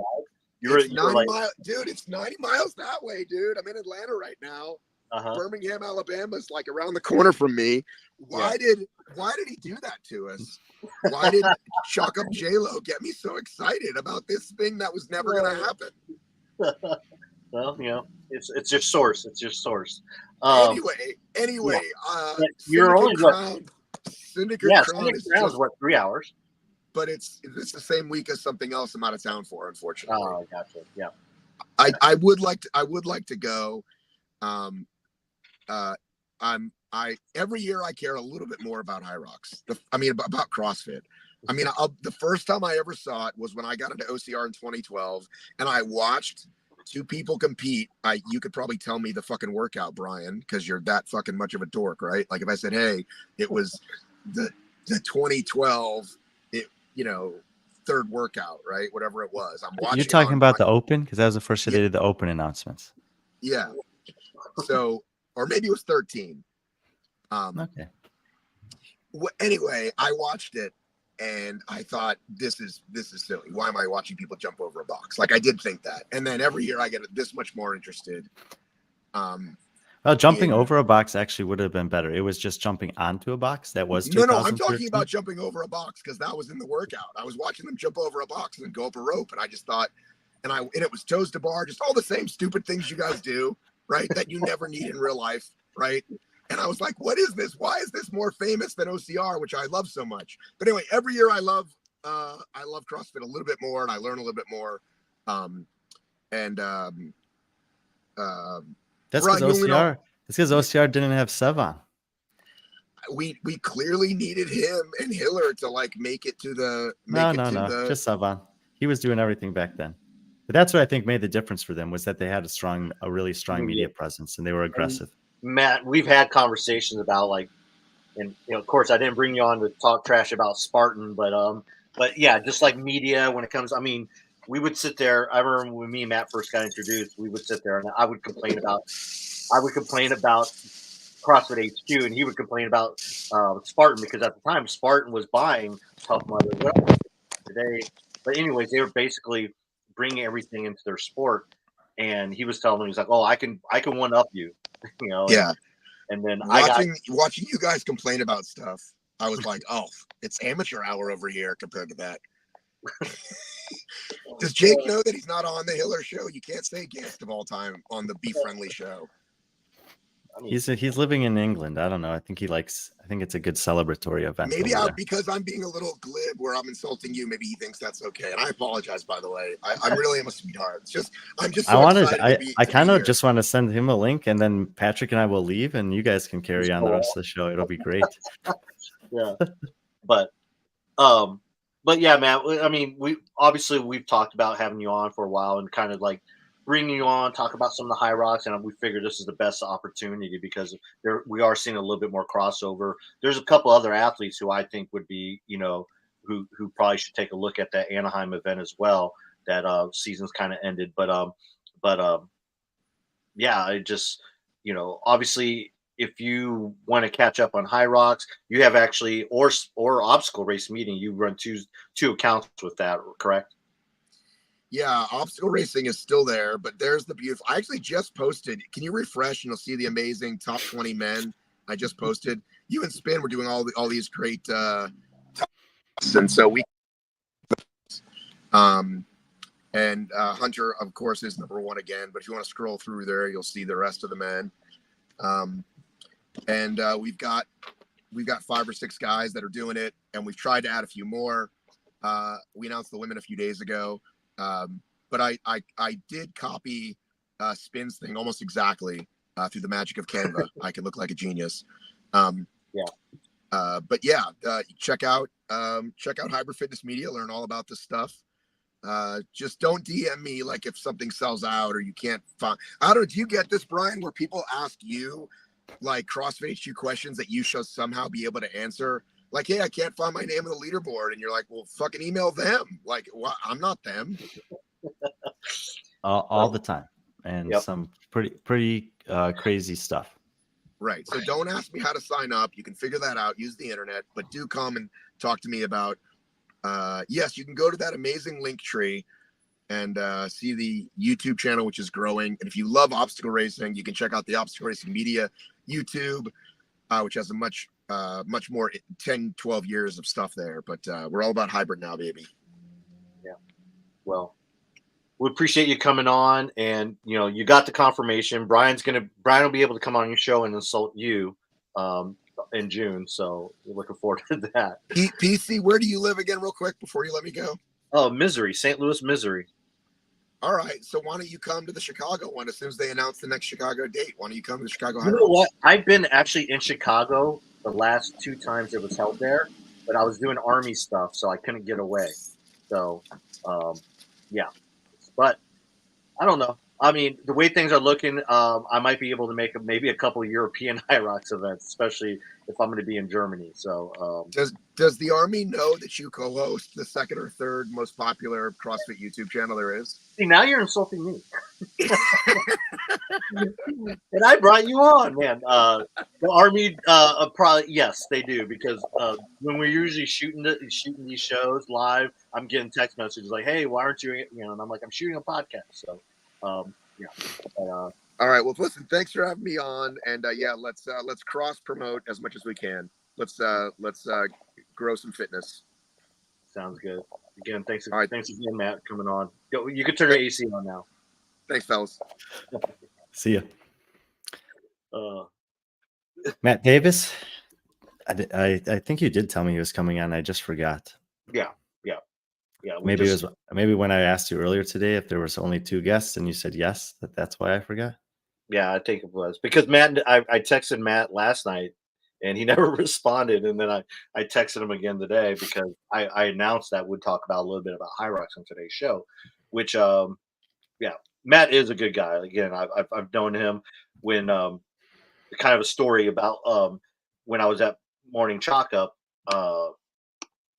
The Spartan Games actually reached out to Morning Chalk Up and it's like, hey, we would love to invite you out to our World Championships, and the World Championships were in Abu Dhabi, and they're like, we'll cover everything. I'm like, okay, and then so my boss at the time at Morning Chalk Up asked me, he's like, hey, do you want to go? And I'm like, yeah, sure, free trip to Abu Dhabi, yeah, great. So the flight went into Dubai, and then I was stranded in Dubai because they paid for the trip and the hotel and stuff that I was saying. We stayed out in the middle of the desert, but they didn't pay for transportation. And transportation from Dubai to Abu Dhabi is like 2 hours. So I had to rent a car, and luckily Con Porter was there. I got to hang out with Con for a couple of days. Went out to that event. But that whole time there was a group chat, and Matt was on there. Matt was reaching out. I was like, hey, I'm not going to be there, but if you have any questions, let me know. And he was like really helpful for our coverage of that Spartan Championship. It was really cool. Yeah, and then I came home for 2 days and then went back out to Dubai for the Dubai Championship. So, yeah.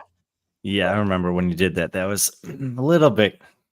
It seemed a little much. Well, I had to come back because I had to do Army for like 2 days. I know. Yeah, it was crazy, but yeah. But hey, that trip was awesome. Again, I got to see parts of the world, and now like Dubai has become a part of my our yearly like journey. And but Matt's a good guy. It's definitely definitely give him a follow. He puts out some good content when it comes to high rocks. Like again, he is the guy for high rocks and those hybrid sports. So, but yeah, moving on. So yeah, I don't think no more further distractions. So we'll finish this up here in the next hopefully next 15 minutes, 20 minutes. But back to Athens. You were talking about Luca possibly not being there. We haven't confirmed that or not. I mean, we suspect that he's not going to be there. However, there are some other notable names in the men's side. Let's pick maybe 2 or 3 out of there that you want to highlight. Yeah, I mean, like I said, a lot of different countries will be represented. Miso Papak and George Juric, who are on this list, are both from Bosnia and Herzegovina. Those have been the 2 best guys there for a while. We saw George Juric, out at Fall Series Throwdown, where we saw Spiros Dragonis as well. So obviously there'll be some good Greek athletes there. Fittest man from Czech Republic last year, a couple guys from Turkey that we know. And it's kind of similar on the women's side, where it's like just kind of some of the top athletes from that region, different countries in that region, that will come and compete at this competition because it's been around for a while. It's fairly like they know what the athletes know that they can expect to have a good competition weekend there. And I'm sure, I mean, look, there's 128 men in the elite division. I am sure that there will be a couple that we discover being quite good that we don't know about yet. That seems to have been a theme this year, and likely will happen again this weekend. Yeah. So kind of looking at the field, Karavis seems to kind of, obviously he's the name there and probably the favorite if he does compete. He is obviously he's from Greece. So moving on to the women, again, we're going on their assumption that Karen Freyova will be participating because it seems to be a tradition of hers. 4-time champion there for sure, and she's generally been one of these athletes who doesn't mind competing even when it's relatively close to CrossFit Games season stuff. She when the French Throwdown was not part of the semifinals, she's competed and won it in June between the semifinals and the games before. She's taken second there another year. So we'll see. We'll see if she decides to do this one or not, but she is listed on the roster. And if she goes there, I mean, it's almost a guaranteed 8,000 euros for her. When you look at the rest of the field, I don't think there's any athletes that can really keep up with her. You're talking about one of the 20 best in the world on the women's side. And while these other athletes are very good in their own regard in their part of the world, there's no other athlete like that on the roster. No, we've seen her many times. She's such a good competitor. I mean, it's unfortunate that she hasn't kind of broken through in the bigger stage. Just really at competitions in North America. Yeah. And games in Rogue, unfortunately, because we both have known how talented and how truly, talented and remarkable she is as an athlete. It feels like she just hasn't had the chance to kind of show that off yet in front of a broader, wider audience. Yeah, and I mean, 14th place last year at the games that's a solid finish, but from other competition successes that she's had, you might think that she could actually notch a top 10 finish at the CrossFit Games, and she hasn't been able to do that yet. Some of the other women here, I mean, Laura Frank is one I'm excited to see. She's 21 years old. Obviously, she's second fittest in Hungary to Laura Horvath.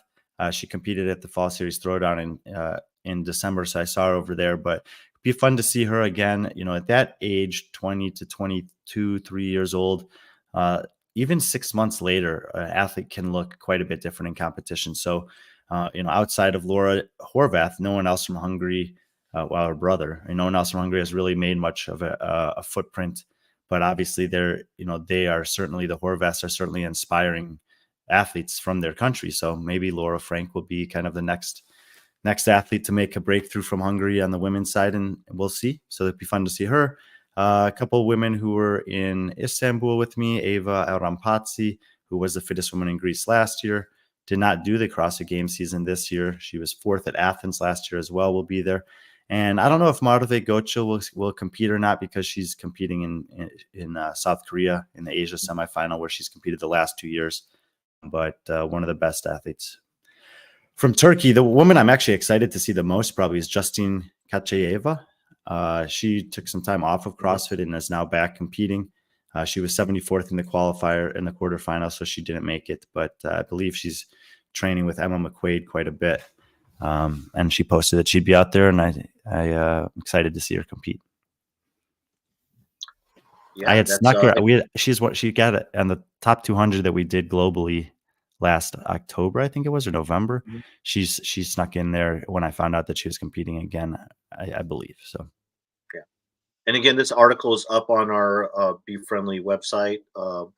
And also, you will be busy there because you will be manning the microphone, and the camera. yeah, they announced, actually all of their workouts are already announced. They announced them ahead of time. And the elite athletes will do 2 workouts on Friday, 3 workouts on Saturday, 2 workouts on Sunday, because they have so many athletes competing there. This is not bad from a viewership perspective. The men and the women the elite divisions compete at different times. So for example, on the side stage on the first day, the men are competing at 1:00 locally, and the women will do that event at 7:35 p.m. So we'll actually have independent streams for the men and the women for each one of those events, which will mean like shorter streams, obviously. And I'm not going to stream all 128 elite men. Yeah. I'll do 1 or 2 heats depending on the length of the event, the size of the floor. I mean, 32 athletes in a lane. I've never covered a competition that has 32 lanes for 1 heat. So I probably will not be able to cover all 32 lanes. Up to 20, I think I can still handle it to some extent, but I've 1 camera, 1 brain, and see You're what gonna get happens. you're gonna get your steps in that day. It sounds like, or this weekend. But Jeff asks if I know of anything other than the Italian showdown happening in Italy. Yes, I worked at the Fall Series Throwdown in Milan last December, the weekend after Dubai. I don't know how those events will stack up calendar-wise this year, but I'm planning to be at the Fall Series Throwdown in Milan again this year. Pretty good competition. I think the longest standing competition in Italy. Italian Showdown ends up getting the kind of notoriety globally because of the sanctionals season, but the Fall Series Throwdown has been happening longer than any competition in Italy that I'm aware of, and is something that we'll be involved with for a 2nd year in a row. cool. So if you have any questions about Athens, just hit up Brian. Have you been to Athens before? No, I have not been to Greece at all. We've been like circling around there, Yeah. between Italy and Turkey and Dubai and Spain and everything else. So it'll be fun to finally get there. And I'm going to stay 2 days after, just in Athens, though. I'll probably, I mean, there'll be a lot of work to do still, prepping for the upcoming week, but I think I'll try to take at least half a day to go out and do some sightseeing around Athens. So Brian hits you. You fly out tomorrow, but you just got back from a trip. You actually went to Atlanta, Mhm. and Georgia to participate in an athlete camp for the Atlanta Wild, which is one of the, I guess, expansion teams. They were formerly in Jacksonville, but the Grid League expanded out of Florida. It's called the United Grid League now, and one of their expansion cities was Atlanta, and you were able to spend the weekend with them for their athlete training camp. Yeah, I think there are a total of about 20 athletes on their roster. They have a coach and a manager, and the manager of their team reached out to me, I don't know, a couple months ago, to ask if I would be interested in coming out there and doing a little coverage of their preseason camp. Their season doesn't start till July, so this is like one opportunity for most of their team to get together, practice some stuff. They have some new additions on their team this year, especially on the female side. They've added some strong women to the roster. So this was it's not something that I've done before. I have very little exposure with grid from when I was living in Florida, because I coached with a woman who was on the Sharks team down from Southwest Florida Sharks, I think is what they're called. But Griffin Raleigh's on this team, Amanda Fisher. I know both of them quite well. and was able to stay with Griffin over there. Spent some time with them, obviously during their training. Put up a couple reels on Instagram. PC edited together some stuff from their training that I've had filmed here that we just put up on YouTube. This is about 6 minutes long. Some interviews, some footage of their training, and then actually these athletes aren't even on their team. There's a bunch of cool stuff happening there. I threw down. That's me on the left there. I threw down and got my ass kicked by some of the athletes, once each day, basically. And yeah, it's a cool sport. It's a little bit reminiscent of the Tier Cup, where there's athletes that will have the chance to show off their individual capacity and certain skills. They have to do some stuff as teams, male, female, 3 women together, 3 men together, a relay.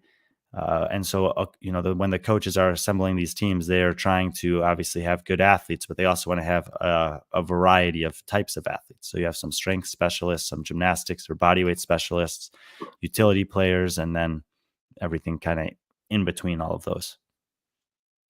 Yeah. So again, like Brian said, we did kind of do like a recap video of his weekend, talking to some of the athletes, some of the movements, stuff like that. And so it's available on our YouTube. Just go ahead and click it, watch it. It's only 6 minutes long.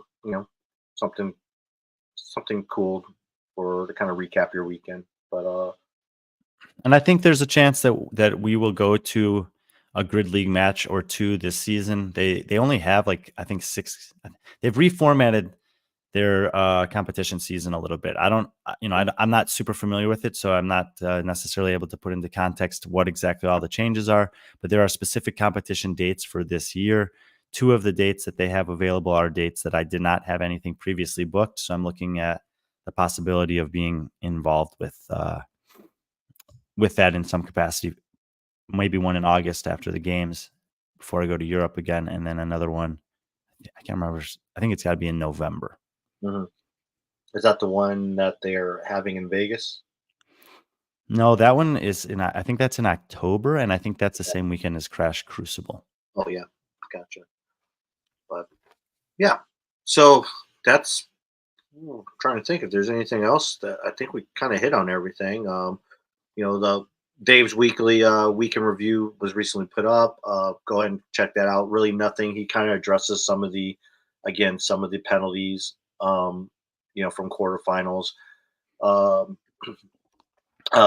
don't know if you got a chance to watch Hiller's video on Mayhem, his 48 hours of Mayhem. I was able to watch that last night. It's an hour and a half, so it's obviously one of his longer videos. He has some pretty good. I mean, he's getting better and better when it comes to creating content like that. They get dragged along, maybe too long, but the parts he had with Rich were really good. I mean, where he was interviewing Rich were really good pieces. So it was kind of cool. And then him kind of breaking down, and I'm not sure if you're aware of this, but kind of like the whole Mayhem. It's almost like relegation in European soccer or in English soccer, where they kind of have like a relegation system put in place for their athletes because they have so many athletes there. And it was really interesting to hear him and Josh Malone, who is the I guess he's not CEO. I think he's operations for Mayhem, but he kind of explained that to the athletes, and it was kind of cool. Him hearing that out in terms of you have that many athletes.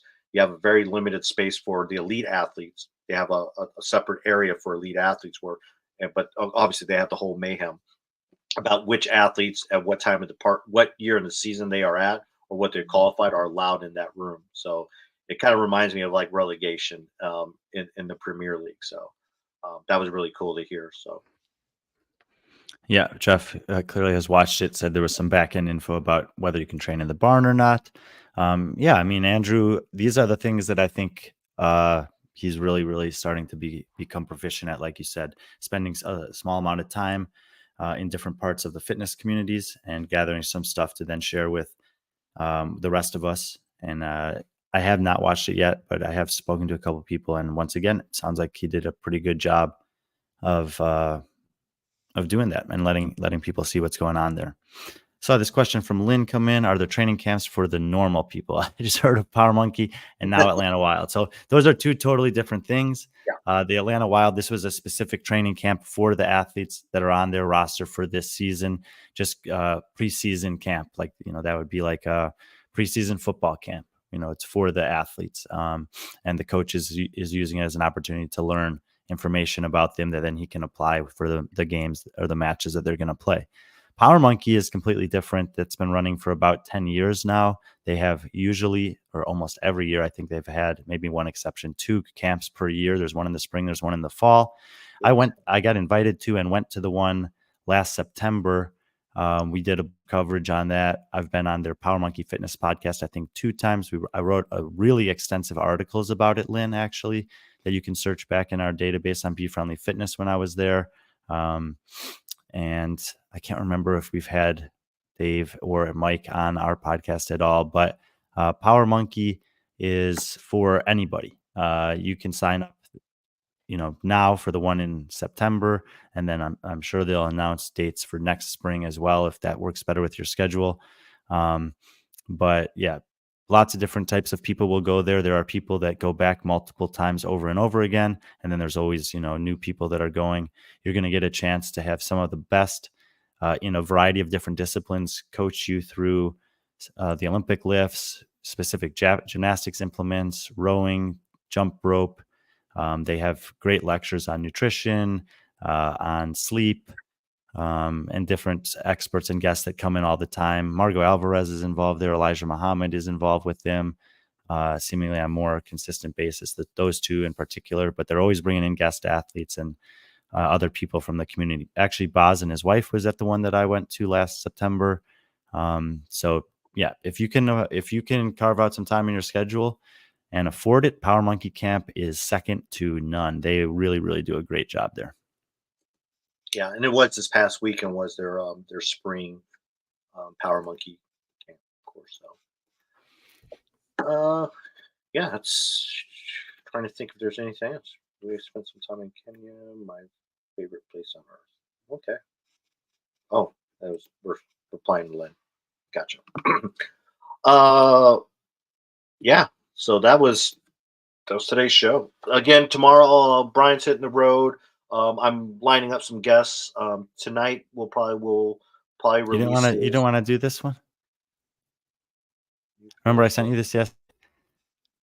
Did you? Yeah. No, I'm not going to do it. But Kayla Lehman, I'm not surprised with that. So, yeah. So, yeah, we'll have a show tomorrow. I'm lining up guests where we'll just basically scrutinize your picks for each semifinal. So that article will probably go up tonight or tomorrow morning. Yeah, and then it's back to work for you. You'll be busy this weekend. I'll have to get ready for my trip next week. And yeah, next week we shows TBD, but obviously we're going to have our semifinal preview show on Tuesday, 1:00 Eastern. And then from there, we'll I'll be heading to Korea. Brian will be already in Europe, so he'll be heading to France, and we'll have a lot of cool content for you. Hitting over from 2 different parts of the world. So, yeah, that's it. That's all I got. Brian, you got some packing to do. Yeah, I get coach at the gym tonight, get a workout in. I don't leave too early tomorrow. Mm-hmm. Basically an overnight from Wednesday to Thursday. But yeah, good show. If you missed the beginning, we had Deanne Yunez on with Growth 2 Mindset. Check out that. Joaquin Perez came on middle of the show to talk about the Tier Cup, and Matt Davis with OCR. So some awesome guests joining us today. As always, thanks to HGR CBD for the support. Go check them out if you haven't done it. And use Friend 20. Yep, 20% off. And until next time, be friendly, our friends.